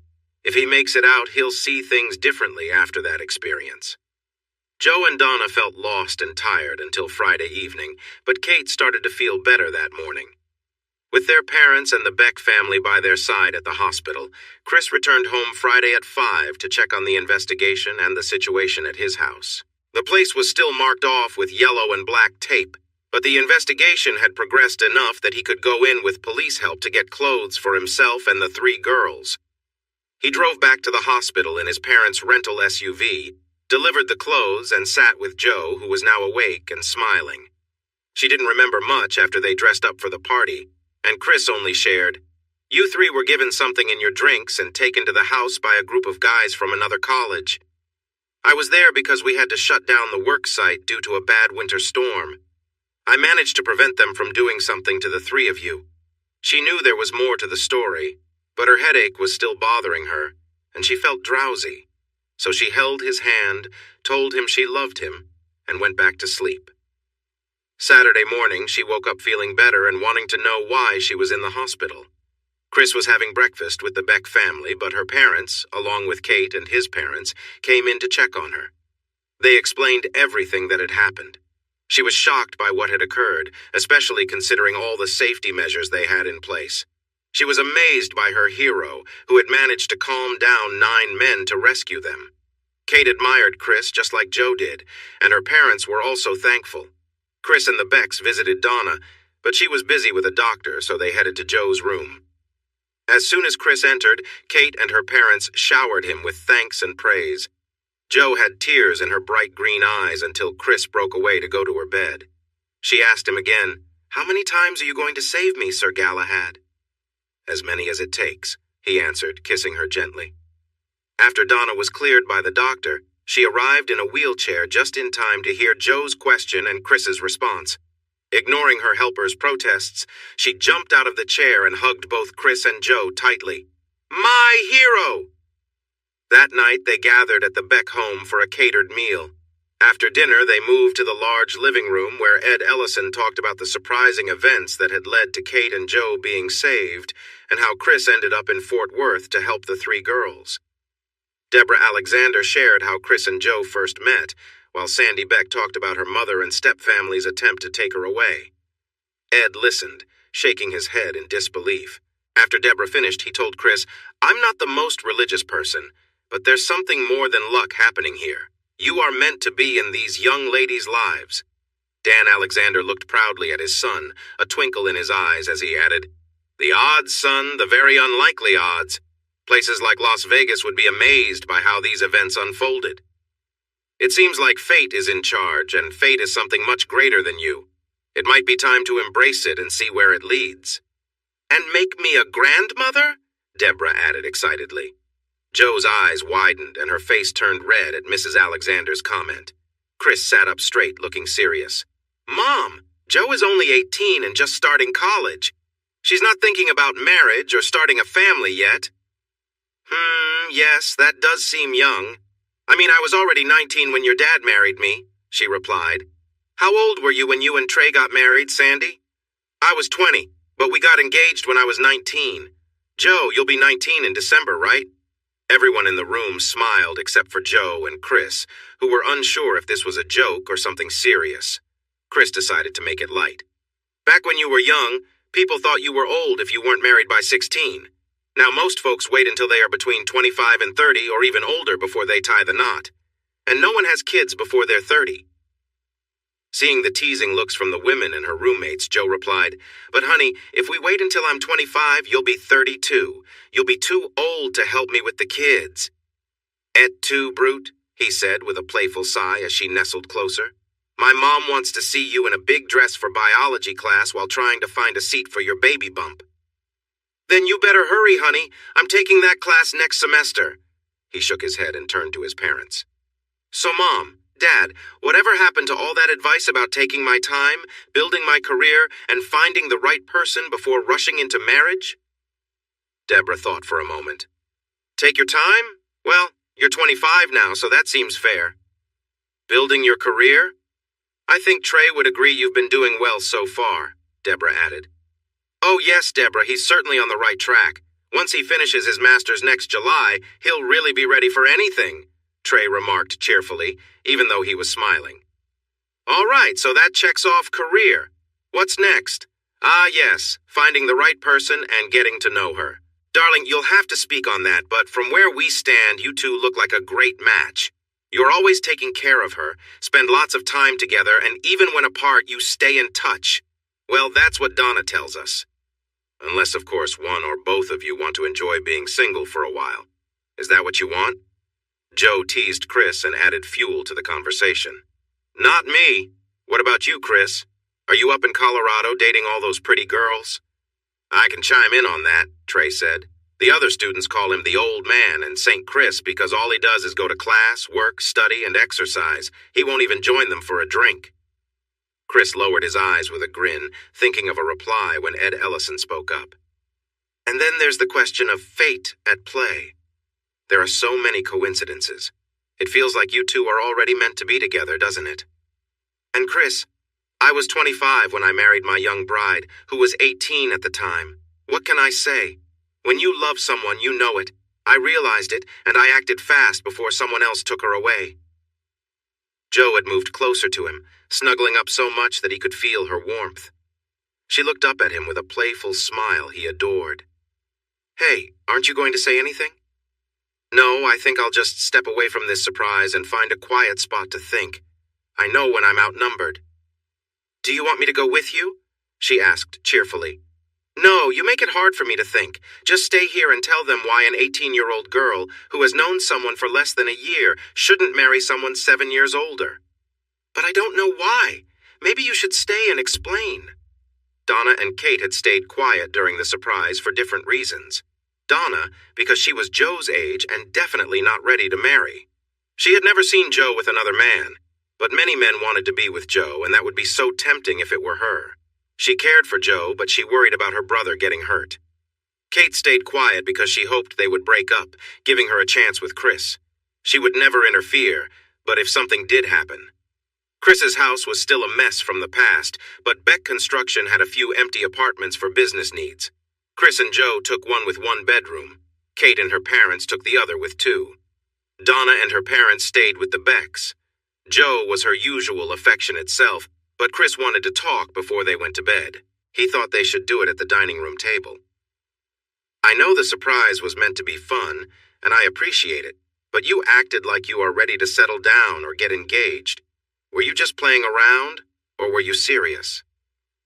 Both, I guess, Joe replied after a moment.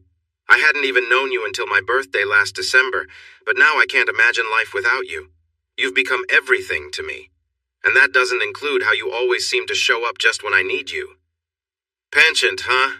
Did you learn that in your English class? He joked. No, from my writing class, smart Alec. I could have used liking, but fondness felt more fitting. So, back to the question you've avoided. Are you really thinking about giving up the chance to meet and know other guys, skip being in a sorority or clubs, and miss out on a regular college life? I feel bad even asking that, because my college years shaped who I am. Chris, I can't see myself going out with anyone else. I just can't.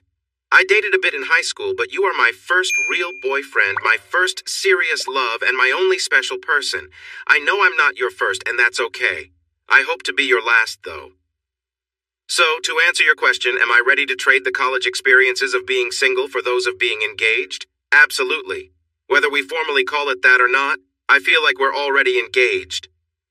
What about the experiences of a married woman? Definitely. I can still meet new people, grow socially and academically, join clubs and groups, go to games with my husband instead of my boyfriend, and enjoy everything college has to offer. I won't be going to wild parties, getting drunk, or doing anything I don't want to do, and I'm not going to be caught up in things like that anyway. You know how my mother was, and I won't follow in her footsteps, no matter my relationship status. Chris took a deep breath and sighed. Now for the tough question, are you sure your feelings for me are more than just gratitude and loyalty? I've been lucky to be there for you when you needed me, but those feelings aren't the foundation for a long marriage. I can't say I know what makes a long marriage work. I don't have much experience with those kinds of couples. Gratitude and loyalty. Yes, I appreciate all you've done for me, my knight. I'm loyal enough to defend you if anyone speaks badly of you. But do those feelings make me want you? Did they make me fall for you? That seems silly. You said we were made for each other. You love everything about me, how I feel, and the sound of my voice, saying it like I was created to match you. Well, Mr. Alexander, you inspire me in every way. It's like you were made just for me, and you're the first person whose intelligence I admire so much. You take care of me, and I appreciate that, but you also push me. You encourage me to be a better, smarter version of myself, just like you. I'm a simple girl, Chris. I grew up in a tough environment, and my main goal was to make a better life for myself. Once I got out, I discovered that my family was not what I thought, and that real families exist, like yours, the Becks, and Kate's. Most of my experiences with men had been me trying to get away from them, but then I met you. You are the kindest and most caring man I can think of, and you are also very protective, she said with a smile. Are these qualities so common that I should give up on my idea of a perfect man in looks, thoughts, feelings, and spirit just to find someone like you? If we were meant to be together, who are we to change that plan? Chris had a tear on his cheek when he replied. I agree with most of what you said, but I don't think I am as smart as you. I wish I could have recorded your answer so I could listen to it again. The girl I first met and the woman I am with now are two very different people, yet they feel connected. I think you know this, but I fell for you before we even reached Fort Worth.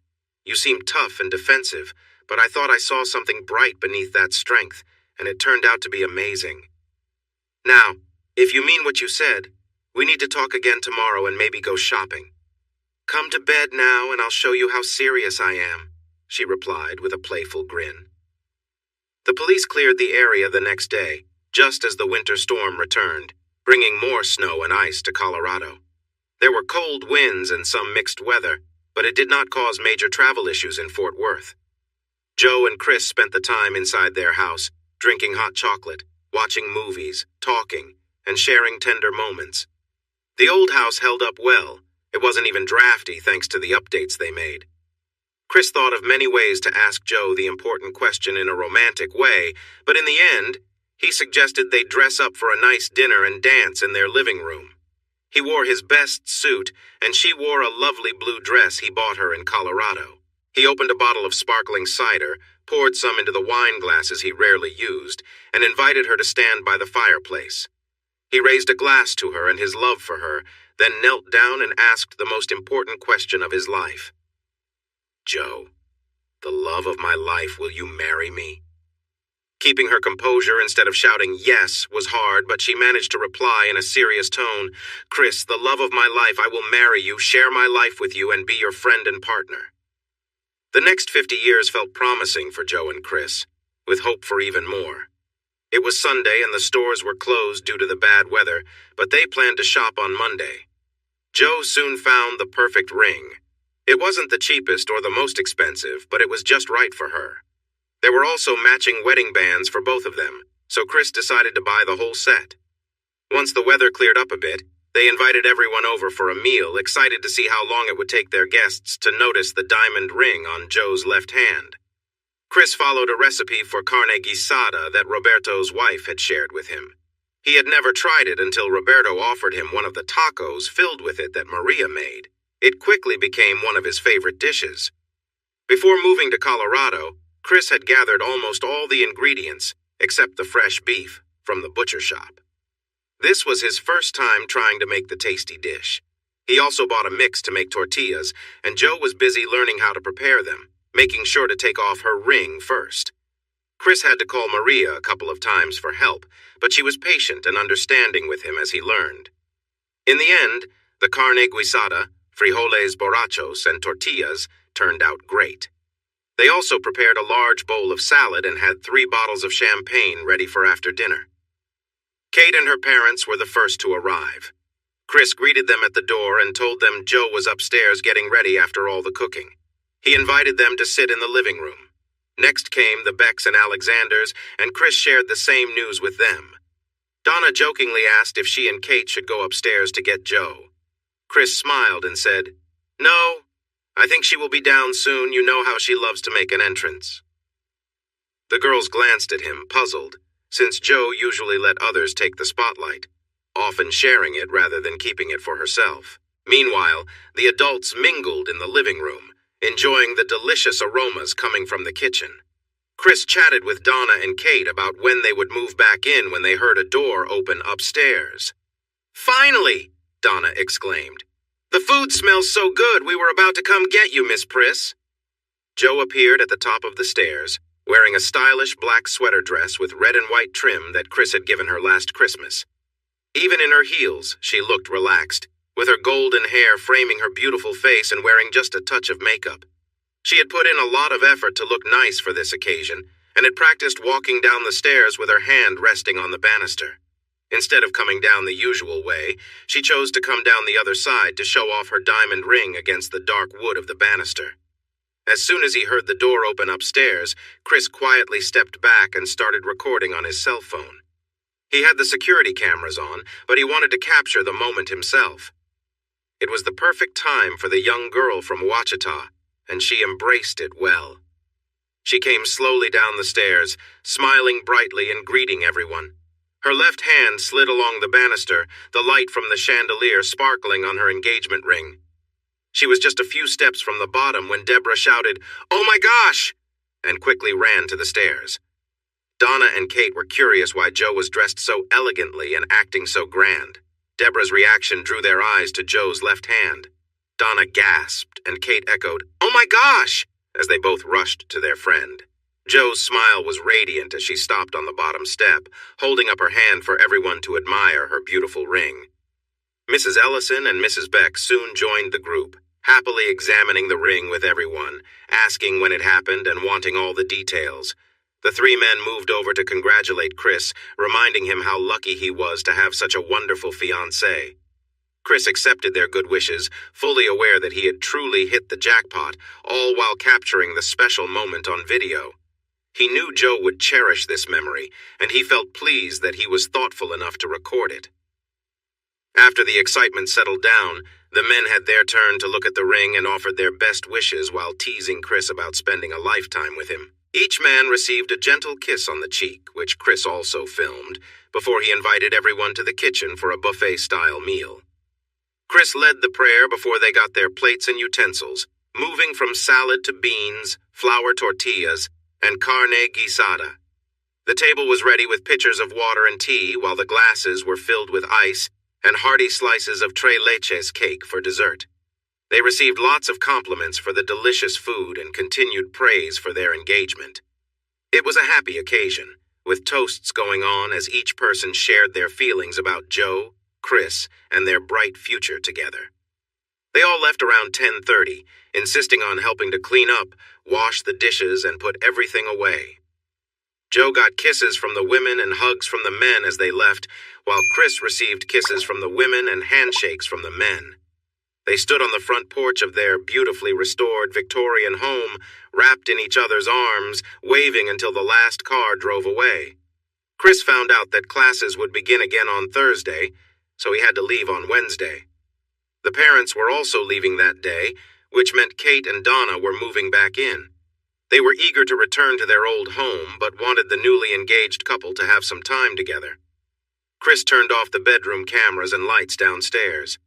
He picked Joe up in his arms and carried her to their bedroom. They shared sweet kisses and embraced, enjoying their time together, until Joe playfully started to remove his clothes. He tried to help, but she gently pushed his hands away. "Let me go first, my love." Chris smiled and let her take the lead. She unbuttoned his shirt and kissed him softly as she loosened his belt and began to lower his jeans. She knelt to take off his boots and socks, working carefully until he was dressed only in his boxers. He couldn't see much, but when she looked up at him with a mischievous smile, he felt a thrill. With twinkling eyes, she leaned in and gave him a playful kiss, making him feel special and cherished. He couldn't resist. He placed his hands on her head, wanting to bring her closer. She playfully shook her head and said, "No, let me do it my way." He relaxed and watched, enjoying how she skillfully expressed her love. She was busy, her hands exploring as she kissed his sides and stomach, showing her affection in every way. This was not the first time Chris had felt such joy, but seeing his beautiful fiancée looking up at him filled him with warmth. She moved closer, kissing him softly and lovingly. "Joe, you should slow down," he warned, but she smiled and continued, full of energy and joy. Chris felt a rush of emotions, his heart racing and breath quickening. When she finally paused, she looked up at him, her eyes sparkling with mischief, feeling happy in their shared moment. She smiled, looking pleased with herself. "You're going to make a wonderful husband," she said with a playful tone. "Where did you learn that?" he asked, surprised. "I hope it wasn't through practice." "Ever heard of the internet? There's plenty of information if you know where to look," she replied with a grin. A moment of silence passed between them before he leaned forward, lifting her gently until they were face to face. He kissed her passionately, letting their closeness speak for itself. "You're going to be glad you picked up those tips," he teased, placing her gently back on the floor next to the bed. With a soft touch, he helped her out of her dress, folding it carefully and placing it on a chair. He kissed her again, savoring the moment as his hands traced her back. He removed her bra and continued their embrace, enjoying their quiet connection. They shared a moment of tenderness as he held her close, keeping his movements gentle and respectful. The warmth between them was clear, but everything remained soft and simple. He guided her back to the bed where they lay together, enjoying the closeness of the moment. They spent time together, sharing affectionate touches and whispers, savoring each other's company without any need for words. The connection they felt was all that mattered. As the night went on, they remained close, their bond deepening as they embraced the quiet intimacy that only comes from true affection and care. Once the joyful moment passed, she relaxed, pushing his head gently away as she took a deep breath. He lifted his gaze and watched her as her body settled down, listening to her catch her breath. He felt pleased, just as she had a moment before. As she lay comfortably on the bed, arms stretched out and legs relaxed, he playfully asked, "Did you enjoy that, dear?" She let out a soft sound in response, so he leaned closer and affectionately kissed her, which brought her back to the moment. Startled, she scooted back until he held her ankle gently, keeping her close. "Please, not anymore," she pleaded. "I can't take it." He moved onto the bed, supporting her legs, and showered her with kisses that made her squirm. He then shifted his attention to her chest, giving it soft kisses. When she touched his head and moved closer to him, he brought his lips to hers. They kissed passionately for a while. His hands wandered as they found a comfortable position together. He held her close, and she wrapped her legs around him, welcoming him. With each gentle move, she expressed her delight. They found a perfect rhythm together, creating a beautiful moment that brought them both joy. After a while, they laid together, enjoying the peace. Eventually, he rolled over and lay beside her. She cuddled up to him, sighed happily, and drifted off to sleep. He wanted to understand what had made their time together so wonderful, but soon he too fell asleep, the morning sunlight warming him. The light peeked through, prompting Joe to shield her eyes with the sheet. She made soft, sweet sounds in her sleep.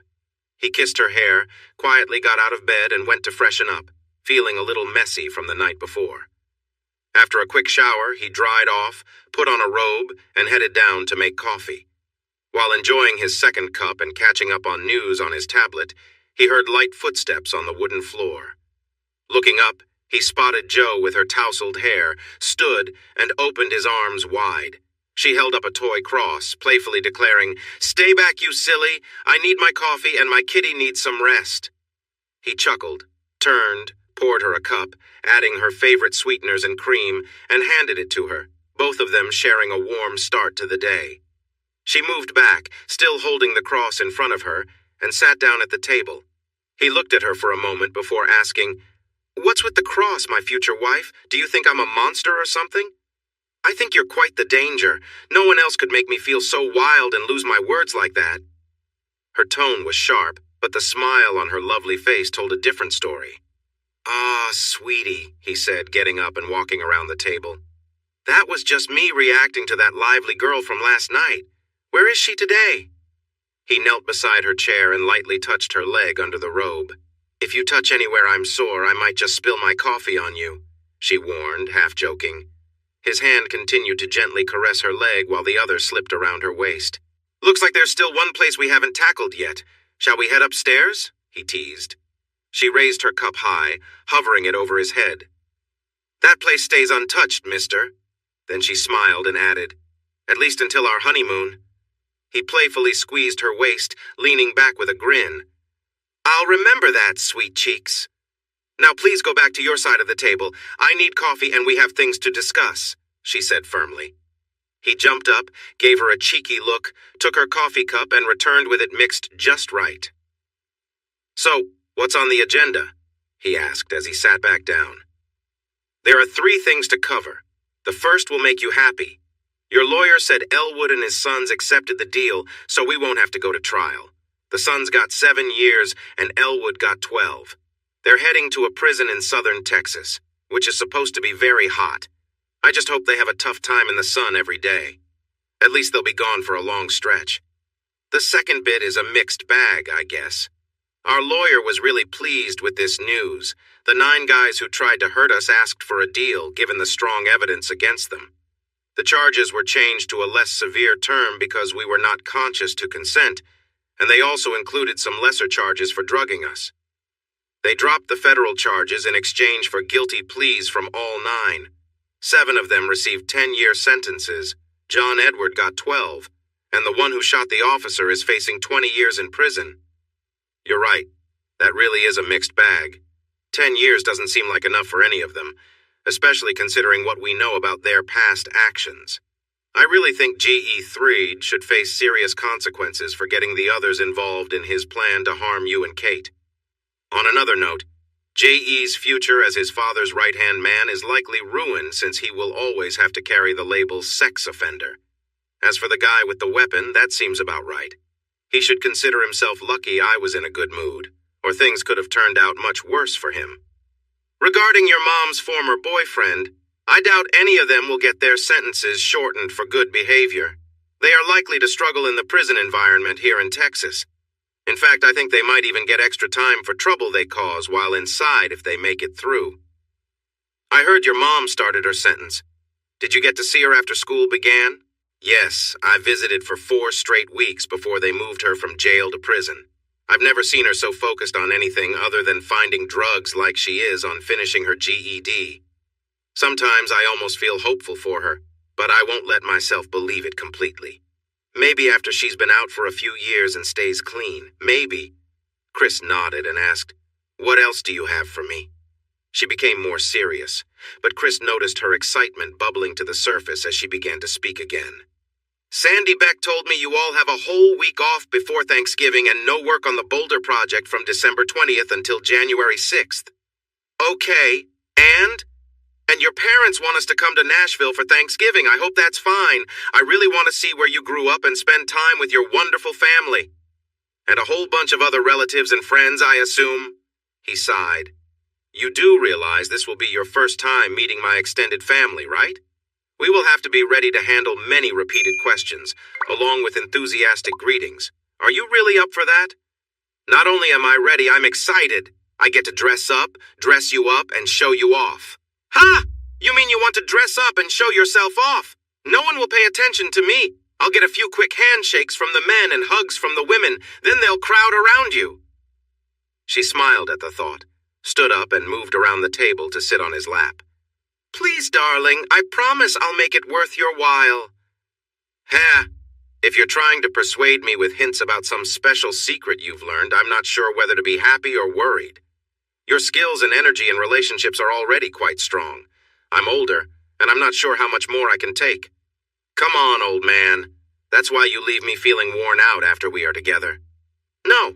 Well, yes, I mean in a romantic way, but also that I'll make you proud. Your country girl is learning manners and how to fit into polite society, thanks to your sister and Kate. We're not going to spend our last day together before I fly back arguing about going to Franklin, not Nashville, for Thanksgiving. If you really want to go and think you're ready to face critical people looking for flaws, I'll support you. Just remember, I warned you. I hope you made plans for Christmas at our place, since we're traveling there for Thanksgiving. She looked down shyly. Yes, your family is coming here on the 23rd and staying until the 26th. After that, we, along with the Becks and Ellisons, are invited to Park City until January 5th. She looked at her fiancé and said, Can we please go? I know there are some hard memories there, but we can create new ones. I love skiing, and I know you do too, since you're so good at it. So, Joe, did you plan any time for us in your busy schedule? I go to school every morning, work hard in the afternoon, and need to exercise a lot in the evenings to manage my energy. I was hoping to relax at home for a week during Thanksgiving and 2 weeks at Christmas. I'll join you because I want to make you happy, but I can't stay until the 5th. I have to be back at work on the 6th, and I want some time at home, so I'm coming back on the 2nd. You can stay and ski if you want, but I'm returning. She felt really bad when he pointed out that she had agreed to give up their time together, but she caught the playful tone in his voice, so she tried to playfully respond. Well, I was just trying to help your feelings a little. You're getting older, and I don't think you can handle a week at home with your future wife, much less two. He lifted her gently and began carrying her toward the stairs. What happened to wanting to give a break? If you think I can't handle a week with you, let's just see how you do in a day with me. She managed, and by the time his flight left Wednesday, she was tired in ways she didn't expect. Dropping him off at the airport, she returned home. As she parked and walked carefully toward the house, her roommates noticed her. You look really worn out, Joe. What did my brother do to you? Donna asked with a grin. Yeah, you're walking like an old lady. What happened? Kate asked. I made a mistake. I told him I agreed to all those holiday activities to spare his feelings. Since he's getting older, I thought he might struggle with just the two of us having a lot of time together. I guess I was wrong about that. Now, could you help me up the stairs and get me some coffee? After that, I need to rest in my bed. I think we need to step up our workouts. If he keeps exercising for 4 hours a day while I only do 1, I won't be able to keep up in the days leading up to Thanksgiving. To be honest, Chris was also very tired, but he didn't have anyone bothering him as he carefully walked to the apartment after getting dropped off by the ride service. The first 3 weeks of November flew by. Chris decided to go to the last 2 home football games for the CU Buffaloes, while Joe attended the final TCU Horned Frogs home game with Donna, Kate, and a few other friends. Joe wore her frayed jeans and team hoodie, getting her share of attention even though she dressed more modestly. She video-called Chris from the game to introduce him to her friends and called him again when she returned home. She knew he was aware there were no other guys at her place because of the security video, which helped keep him reassured about her loyalty. Their video calls made both of them feel secure in their relationship. Neither of them doubted the other, but they appreciated showing their trust. Chris arrived on Friday night before Thanksgiving, and they spent time getting to know each other again until Tuesday, when they had the house all to themselves, as Donna and Kate had gone to their own homes earlier. On Saturday, Chris asked if she needed to go shopping for the celebrations in Tennessee, but she assured him that she and Donna had already used Mom's credit card to get everything ready. With Mom's approval, of course. He wanted a sneak peek of what she had bought, but she just smiled and told him he'd have to wait to see it all. They flew into B&A early Tuesday morning, where Diane picked them up and drove them straight into the cheerful chaos their mom had created in Franklin. Chris got his old room, but Donna and Diane shared a room since the house was packed with family. Many of his other relatives were staying in nearby hotels. His two great aunts, who were like matriarchs for their family sides, were staying in the house. They could be difficult and had strong opinions, but they also knew how to be sweet when happy. Everyone wanted to make them smile. Since all four of his grandparents passed away when he was young, Chris and his sisters thought of their great-aunts as grandparents in their own way. They had their own grandchildren, but they treated their nephew and niece's kids the same. This meant they were willing to give both praise and criticism. When Chris came to a family gathering at a cousin's house with his girlfriend, Becky Arnold, from the University of Tennessee, it was clear that the family was not impressed. In fact, they were quite unfriendly most of the time, except when they sat down to eat. Chris worried about how they would react to Joe when Donna introduced her as Chris's fiancé, Joe Kennedy, and he noticed their frowns. However, Joe and Donna held their own, chatting with the older women. Before long, they were laughing together. Meanwhile, Chris helped his mother around the house but kept an eye on Joe, Donna, Granny Norma, and Grandma Alma. Seeing them getting along eased his worry, and he felt relieved to give them space. Tuesday night was more relaxed, as everyone had to find their own meals unless they were staying overnight. The younger cousins wanted Chris, Donna, and Diane to show them Nashville's music scene, but they decided to wait until Wednesday night when the older family members were busy preparing for Thursday's big meal. On Tuesday night, Joe and Chris were careful to keep things low-key. They enjoyed a close moment together but tried to be quiet. Joe stifled some sounds but noticed that no one mentioned it the next morning, so they hoped they hadn't been overheard. Wednesday was spent with his sisters and two cousins from North Carolina. They visited special places for the family like Dad's office and a storage yard for supplies. They also drove by the church they attended and visited a historic Civil War battleground and museum outside Franklin. Time flew by, and soon it was time to prepare to lead the other 6 cousins who wanted to go listen to music and dance in Nashville. They dressed in Western wear, which was fitting for the night. The 5 men looked great in their jeans, Western shirts, and boots, with all but Chris wearing hats. The women stood out too. All 7 wore denim dresses, from Cousin Renee's short V-neck to Cousin Kathy's longer dress that reached above her boots. Donna, Diane, and Joe wore knee-length dresses with big buttons and matching belts. Chris thought they all looked so good that he wondered if he should have brought along one of his dad's clubs. They stopped by a downtown music venue but were disappointed by the high drink prices and the band's style. Diane then suggested going to the songwriters' round at the Commodore's Grill across the street from Vanderbilt. That was much better. The beer was affordable, the performers were young talents who would likely be on TV one day, and the snacks were tasty. Everyone cheered for all 15 acts, and some cousins had such a good time that they wanted to keep celebrating when the show was over. Donna and Joe were sipping sodas and water, while Chris enjoyed 2 beers before switching to water, and Diane did the same. She and Cousin Kathy were sober, while the others were a bit tipsy, but not overly intoxicated. Diane suggested going to a bar on the way back, and the cousins were eager to go. However, Chris hesitated when he saw the crowd outside and noticed the bar's name.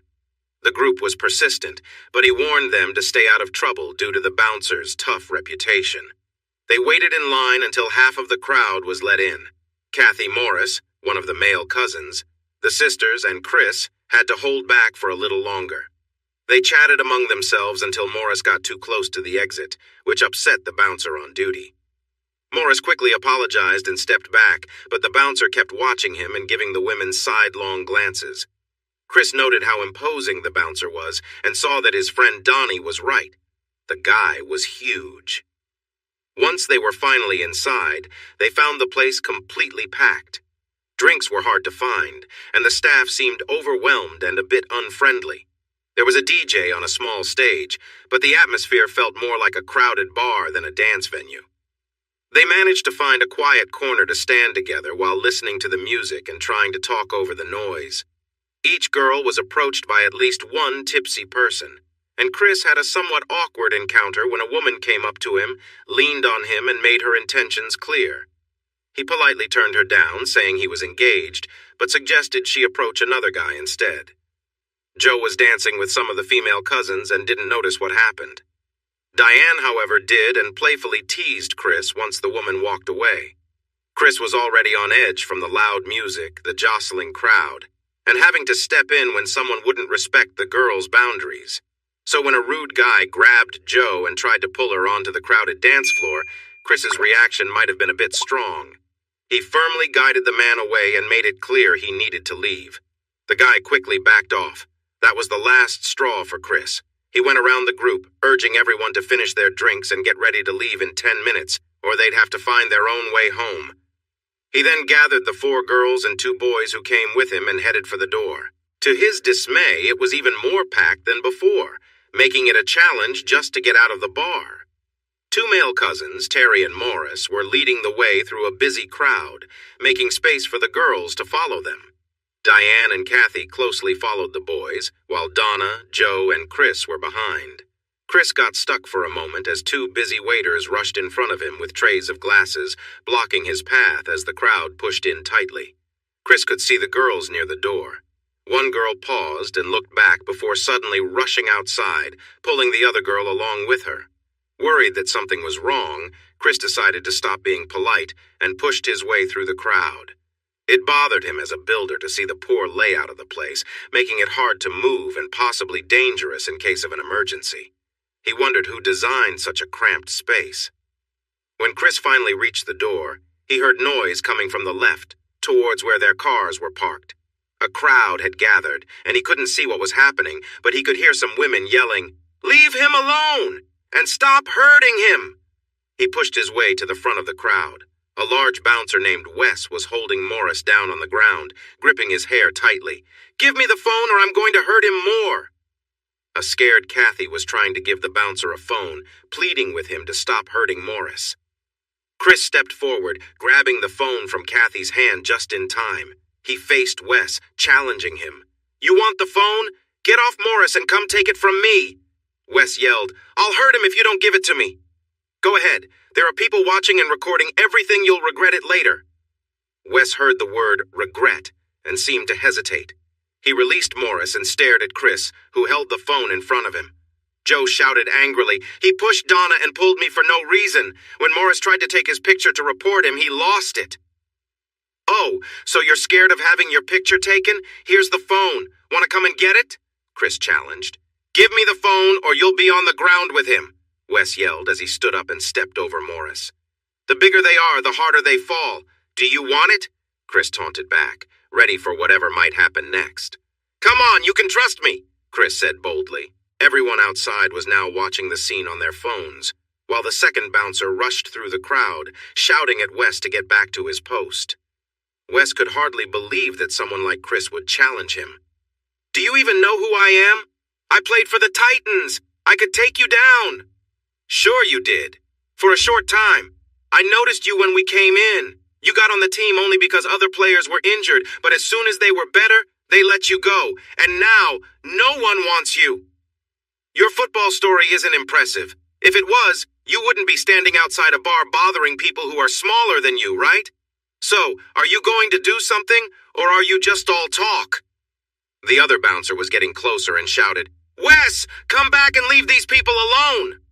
Wes should have heeded the warning, but he didn't. With a wild look, he swung a huge punch at Chris. Instead of backing away, Chris moved in closer and struck him in the throat. Even though Wes was strong, he wasn't ready for the hit. His punch missed as he tried to follow through, and Chris quickly moved to the side. Wes grabbed his throat, turning pale as he struggled to breathe. He turned away, and Chris lightly hit him in the ribs and gave him a gentle shove into a low wall surrounding a tree. Wes hit the wall with his shoulder, yelled in pain, fell to the ground, and rolled to his side, making difficult sounds. The other bouncer stepped closer, alert but calm. He looked at Chris and asked, "Did you handle it?" The question helped ease Chris's anger. He shook his head and replied, "No, but I really should have. Wes has bullied customers here for years, including a friend of mine who ended up in the hospital.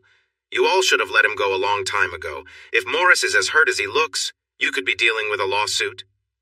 I get what you're saying, but the owner is friends with his dad. Wes isn't really good at his job, or any job, really. He's supposed to stand here and keep fights from happening, but sometimes he takes things too far, and I have to step in. I'd leave if they didn't pay me well, but they do, so I deal with him. Usually he's not like this, but sometimes the situation and the pressure make him act out like he just did. But I won't make excuses for him or for the owner. I saw him hit the kid, and then the crowd pushed in between us. After that, he got up and threw a punch at you. I'll say what you did was to protect yourself, and what he did to the kid was totally uncalled for. By the way, I'm Sam, he said. They shook hands, and he told Chris not to stress. He would talk to the police when they arrived. Chris nodded. Okay, but I'm getting some videos and the names of witnesses. He turned to the crowd and called out, I need videos. If you filmed his attack on my cousin Morris or that guy who hit me, please send it to me. I'll set my phone to receive from anyone for a few minutes. He continued. Also, we need contact details from all witnesses. You just need to let me record your name, address, and phone number. I know no one wants to deal with court, but if we don't stop this guy, he might hurt someone else, and it could be you or someone you care about. In just 2 minutes, he collected more than a dozen videos and had a line of people waiting to share their information. More people arrived as more onlookers gathered to see what was going on. They stepped back when a police car arrived with 2 officers. Sam recognized them and started to chat with them as they approached. He pointed to Morris, who was still on the ground, and Wes, who was lying on his side as he indicated Chris. When Chris saw the officers coming towards him, he handed his phone to Terry and asked him to keep gathering names and contact information from the witnesses. The girls were clustered around Morris, crying and urging him to wake up. But when Diane heard the police asking Chris what had happened, she marched over and told them everything loudly and angrily. The officers took detailed notes and then asked for her contact information. After she finished, Chris realized what had occurred even before stepping outside. He felt proud of Morris for taking a picture, but he was very upset with the bouncer. If he had known the trouble started because Wes was pushing the girls around, he would have made sure Wes faced more serious consequences before he pushed him. It was nearly dawn when they returned home. After giving their statements to the police, they called Morris's parents and then went to the hospital where he had been taken. He stayed in the emergency room for a long time before being moved to critical care with a serious concussion and what the doctor later described as a traumatic brain injury. Morris's parents and brother arrived around 4 a.m. and told the tired group to head home. They slept until late morning and went downstairs to learn about Morris, whose condition remained the same. Chris called his friend Donnie and shared what had happened. He told him that he and the 2 girls involved had filed complaints against Wes, and that Morris would do the same once he woke up. When Chris asked if Morris could join the action against Wes and the nightclub owner, Donnie said his lawyer would reach out on Friday. By the time Thanksgiving dinner was ready, the news had spread among the family and became quite exaggerated. According to the tale, Wes, the bouncer, was a huge figure and all-star linebacker who weighed 400 pounds and stood at least 7 feet tall. He had attacked Morris without warning, but then Chris showed up and confronted him. Chris hit Wes, and he fell to the ground. It was like a battle between David and Goliath, but without the slingshot. Mom was not happy with Chris for getting into yet another fight, especially with someone so big, but she didn't know how he should have acted differently. The grandmothers, on the other hand, admired the girls for helping Morris and praised Chris for stepping in to protect his cousin. Dad just shook his head as the story changed with each telling. Before lunch, he spoke to Chris and said, "You better be careful. You don't want to be the one everyone comes after." Chris reminded him that he didn't start the fight. He only finished it, but he did give Wes a chance to walk away first. "So you didn't provoke him, son. You didn't challenge his skills or say anything to upset him, did you? He could have just walked away. Look, Dad, last year Wes hurt Donnie for no reason. When I saw Morris, I knew he was hurt badly, and if I hadn't stepped in, it would have been worse for him. But if I punched Wes too hard, I'd be in trouble. Wes can lose his temper easily. I've got videos of his behavior on my phone, and I can show them to you and Mom. Maybe then you'll see why I had to do something. Donnie is taking action against Wes in the nightclub, but a lawsuit won't fix his vision or help him deal with the trauma he went through. Morris is dealing with the same problems. This could affect both of them for a long time. I didn't start it, I just stood up to him. He threw a punch first and I had to defend myself. That's all there is to it. And I won't feel guilty about it. He brings this on himself. Even Sam, the other bouncer, agreed. Dad gave Chris a reassuring pat on the shoulder and said, "It's okay, but you don't have to fix every problem. Bullies eventually get what they deserve." And he did, Chris replied as they walked back to the living room. Dan said a prayer over the food, and then they all prayed for Morris to get better and for fairness for the one who hurt him. They also hoped that the person would find their way back to goodness. It was a joyful gathering, but there was a hint of worry that loomed over their family time. Mom focused on the food during the Thanksgiving meal, mentioning who brought each dish and inviting them to take a bow. There were many people sitting around the kitchen and dining room tables, plus extra tables they had set up in the living room. Even with all that food, there was still too much, so Mom made sure each family took home some leftovers. As usual, the family helped with cleaning up, washing and drying the dishes, and putting everything back away. Joe was amazed by the crowd of family members since they arrived. She never knew family could include so many generations, or that they would travel from far away just to catch up and share a meal. At first, she felt a bit shy, but her cheerful nature soon had her mingling with everyone. She shared her story, showed off her ring, answered questions about how she and Chris met, and gently brushed off inquiries about when they would marry.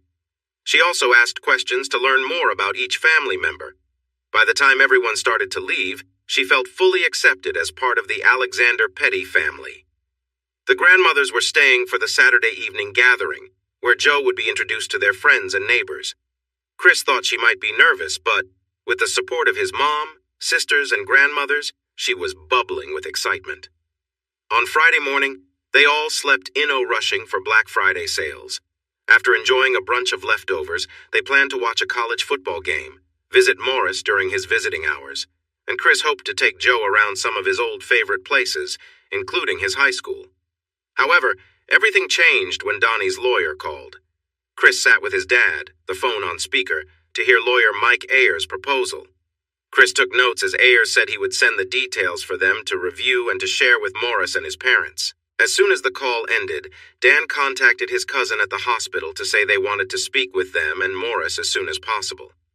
They told him to come when they were ready, as Morris was awake and aware, even though he had a bad headache, and could see visitors whenever. The whole family piled into the large SUV for the ride to the hospital. Morris's face looked terrible with cuts from the bricks, swelling and bruising, and one eye was bright red. Chris had seen injuries before, but nothing like this. He noticed the four women seemed to have no idea what serious injuries looked like. It was a hard visit to see, but Morris was excited about the idea of a lawsuit, and his parents were supportive, which made the visit feel a bit better. The ride back home was quiet. Deborah took out the ingredients for sandwiches that she had prepared, and they talked while they ate. Chris saw that Donna, Diane, and their mom seemed preoccupied, while Dan was unusually quiet. When they finished eating, Chris stood to help clean up, but his mother asked him to wait. "We need to talk, all of us. Diane told me that Donna has not been sleeping well and has had nightmares for the last 2 nights since the incident at the club. I worry that seeing Morris like this today will only make things harder. Donna, please share what you told us before." "I wasn't very scared when we faced the bouncer. You were next to me, Joe, and I knew Chris would help soon. But when he jumped on Morris and started hitting him against the bricks, I felt lost. He said he would hurt him if Kathy didn't give back the phone he dropped when Wes pushed him, and I froze. I should have used my training to pull him off, but I felt so small next to him. It really hit me what could have happened to me, especially since I was the first one he pushed. That realization didn't come until I lay down to sleep. He's clearly unstable enough to hurt anyone, even girls. When I tried to sleep, the memories rushed back, mixing with my thoughts from that Halloween night. Maybe it was just too much happening too close together, or perhaps I don't know why, but suddenly I feel uneasy, powerless, and scared. I don't know why it took so long. I know I was affected by those other people, and I felt awkward going through all the tests at the hospital and answering police questions. I should have reacted sooner, but everyone was so kind and supportive. I didn't remember anything after dancing at the party. Plus, it happened to all three of us, so I felt my friends understood how I was feeling. Joe, Kate, and I talked about it a few times between Halloween and Thanksgiving. It really didn't feel so bad when we first talked about it. We decided it was better to forget what happened since we were rescued before anything terrible occurred, and we couldn't remember much. I thought I'd moved on until that bouncer hurt Morris badly, threatened us, and went after Chris. Now I feel even worse than when I woke up in the hospital. Joe, you've been through so much. How can you be so brave? Joe took a moment to think before replying. I'm not brave, Donna. I went through days of feeling bad about myself after what happened in Park City. I kept wondering if I did something to encourage those men or why they wanted to harm me. Then Chris and I talked about it. I told him I felt it was because they saw me as someone they could take advantage of. He reminded me that Kate was also in danger, that they planned to hurt her too, and she comes from a good family. It showed me that it wasn't about where you come from. He said we are beautiful young women, and sadly, some people will always be drawn to that, so we have to be careful. We did everything right at the Halloween party. Even a police officer told me we did. We didn't do anything wrong at that bar in Nashville either. Those boys at Halloween were just bullies like that bouncer. I'm not saying I don't have some bad memories from all this, because I do. But if you've done your best and bad things still happen, all you can do is live with it and think about what you can do better next time. Maybe my childhood has taught me to accept what I can't change. My coach always said, don't let one mistake lead to another. Everybody makes mistakes. You have to move forward and focus on what's next. Don't dwell on the past. Joe smiled, reminiscing. She had other sayings that fit this too, like, when the situation gets tough, the tough keep going. What happened to me at Halloween was scary and upsetting, not trying to diminish that or what happened with the bouncer, but nothing compared to being in my bed while Elwood had a house full of loud and rowdy men, hearing footsteps heading down the hall toward my room. I always locked my door, but I knew it could be broken down easily. Many nights I would sit on my bed with my phone ready to call for help, shouting at whoever was knocking to go away, or I would call for help. With Chris, school, and my friends, I think I manage my bad memories pretty well when I'm awake, but I still have nightmares sometimes. You can't control what you dream about. Deborah then spoke. Joe, after Donna talked to me, I called Stephanie Ellison to ask if Kate is also having problems. Stephanie said yes. She was scared to go out at night and had bad dreams when she slept. So she made plans to see a counselor in Fort Worth who helps women affected by violence. We'll also have Donna work with her. What about you? Would you be interested? Joe looked at Chris, who only shrugged. After thinking for a moment, she replied, Yes, I would if they accept my insurance. I can't afford much, and I don't want anyone else to pay for me. She does take insurance, and I'm sure yours will cover the sessions. After what you just shared, I think talking to someone could be good for you, especially beyond your recent troubles. You have faced many tough times in your life, and I admire how you have handled it all. When Chris first mentioned you, he said you are very strong and sensible considering everything you've been through, and I can see that's true. Still, talking to a professional might help you move past these things so you can focus on your future. The party planner and a loud team arrived early Saturday morning, making it hard to sleep in. 2 large trucks pulled in behind them with tents, chairs, and tables for the outdoor party, and a crew began setting them up.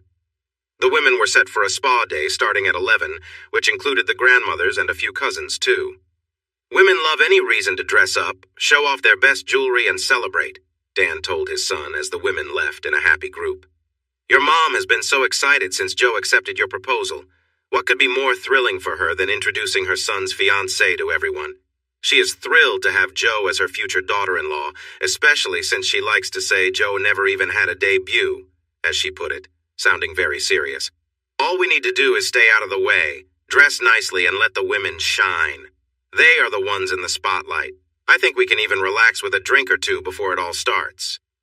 The men really only needed to shower, shave, and put on their best suits, so they watched football and took it easy. They were supposed to help with the setup, but Dan said that's why he hired someone to plan the party. So they enjoyed themselves and checked on the progress outside only now and then. The party planner did come over for help with table arrangements, but Dan said to ask Deborah instead, as he didn't want to take the blame for putting anything in the wrong spot. They went back to the games, and she called Deborah. The women returned a couple of hours before the event started, but they quickly went to their rooms without saying anything to the men. An hour later, Chris and Dan went upstairs to wash up and get dressed. Since the women were gathered in Deborah's room, Dan was told to go to the guest room where his clothes were ready. Donna and Diane's dates, Anthony and David, were watching the beginning of the Tennessee versus Missouri game with Chris and Dan when the women started to come down the stairs in a line, led by the grandmothers, followed by Deborah, Diane, Donna, and Joe. The grandmothers looked elegant in their champagne and beige dresses that reached their ankles. The three Alexander women dazzled in their outfits, a gold midi dress, a sequined blue midi dress with a side slit, and a red mini dress. In a nod to tradition, Joe wore white, but it wasn't a long gown. Her off-the-shoulder dress had a daring split in the front, giving a hint of her legs as she walked. Her golden hair was styled in loose curls, framing her pretty face and neck, which was adorned with a pearl necklace. A white wrap draped over her shoulders. The girl from Ouachita looked like a fancy debutante, and Chris couldn't help but smile as he thought, if she looks this good in a dress, how amazing will she look in a wedding gown? Deborah noticed his smile and felt pleased. That was exactly the reaction she hoped for when she chose the dress for Joe. In her mind, there was no better time to start thinking about a wedding. Getting engaged was just the first step, and they hadn't yet discussed a date, other than a vague, someday in the future. Dan led his beautiful wife down the brick walkway that split the two party tents. The band finished their song the moment they saw the grandmothers step onto the path and began playing the classic tune, When It's Iris Time in Tennessee.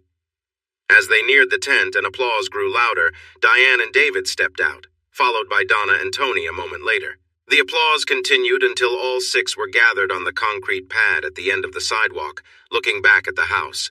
Chris glanced at Joe. If she felt nervous, she didn't show it at all. She walked confidently, her head held high, as if she had been making grand appearances at fancy parties all her life. Chris kissed her forehead, and she smiled up at him. He asked, "Ready?" Joe sent him an air kiss, said, "I love you. Let's do this," and linked her arm through his. They stepped through the door into silence, and soon the lively sounds of Rocky Top filled the night air. With warm smiles, Chris and Joe walked down the path to applause and excited chatter as people praised Joe's dress and her stunning beauty. When they got to the front, Deborah gave Joe a quick hug, then Chris took her hand and led her to the stage. Joe wasn't the only one surprised. The rest of the family was shocked too. This was not what Deborah and the girls had planned. The leader of the quartet handed Chris the microphone with a friendly smile. He turned to Joe and announced, "May I have your attention, please? Thank you. On behalf of my family, I want to thank you all for joining us tonight. It shows how fortunate we are to have such wonderful friends. Next to me is my fiancée, Amy Jo Kennedy, but she likes to be called Joe. I met Joe in a cafe in Hot Springs, Arkansas last December, and we traveled together to Fort Worth, where she's a scholarship student at TCU. We started as friends on that trip, and over the holidays, our friendship turned into something more. It's funny because Johnny Duncan and Janie Fricke predicted this long before either of us was born. I like to think our friendship began when I persuaded her to sing a duet with me, even though she wasn't too impressed with my singing." When the laughter quieted down, he added, "Now, without further ado, here is Joe and the Cowboy." Joe looked surprised, but Chris squeezed her hand and encouraged her. "Come on. Everyone already thinks you look wonderful. Let them hear you sing." A guitar started playing softly, and Chris began, "Life can be great on the road when you're driving through Arkansas. I won't forget the day I met the girl from the Ouachita." Joe quickly joined in for the chorus, and then sang her part with a beautiful voice. "Wild like a rushing river, Joe holds my heart so dear, sweet country girl, I'd give anything to call you mine for real." She said, "Thanks for stopping. My name is Joe. You look like a cowboy to me. I see by the plates on your old truck that you're from Tennessee, and you're a good-looking cowboy, probably the best I've ever seen." I replied, "You're not bad for a country girl in those faded jeans." They sang the rest of the song together, and when they finished, the applause and cheers from their family were loud and heartfelt. They embraced each other, shared a quick kiss, and smiled at the crowd. Chris then added, As Joe pointed out earlier, I was driving a pickup, not an old car. She wasn't hitchhiking, and she definitely wasn't impressed by my looks. And just so you know, she wouldn't let me stop for a drink because she's not old enough. Once the laughter settled, Chris became more serious. He looked down at his beloved and addressed the crowd. Actually, our story is quite different from the song we have. Still, I realized that some parts were true that night and are true tonight. When I helped her into the truck, I saw beauty in her faded jeans. She is from the Washita, and life feels amazing as we travel mile after mile through the night, listening to old country music with Joe. I understood then that something wonderful was happening in my life. Even though she's not as wild as a raging river, Joe holds my heart, and she has since that special night. I am the luckiest man in the world that a higher power brought us together that night. I am grateful for her love and that she accepted my marriage proposal. I hope to share some words with all of you tonight, but first, may I have this dance, my love? The quartet played Joe and the Cowboy again, and they danced. It wasn't their wedding dance, but they gazed into each other's eyes as if it were, and no one else joined them. They turned and bowed to the crowd, then Chris nodded to the quartet, which began to play Tango of Love. Joe's eyes sparkled, and they impressed everyone there with their dancing skills and timing. They spent time with everyone, stayed until the end, and wished each departing guest a good night. Chris felt tired, but Joe was filled with joy, as was Deborah. "Sweetheart, I knew you would shine, but you truly charmed everyone here." They talked about the night, reliving the moments for almost an hour until Chris stood, gently took Joe's arm, and said, "I'm feeling tired, Joe. Let's go change and get some rest." His mother laughed. "If you're so tired, I guess I won't hear any noises from your room tonight." Chris and Joe blushed, said goodnight, and happily walked up the stairs. Thanks for watching this video. Don't forget to subscribe to Infidelity Plus to stay updated with more captivating tales of infidelity and payback. Turn on notifications so you're the first to see our latest content.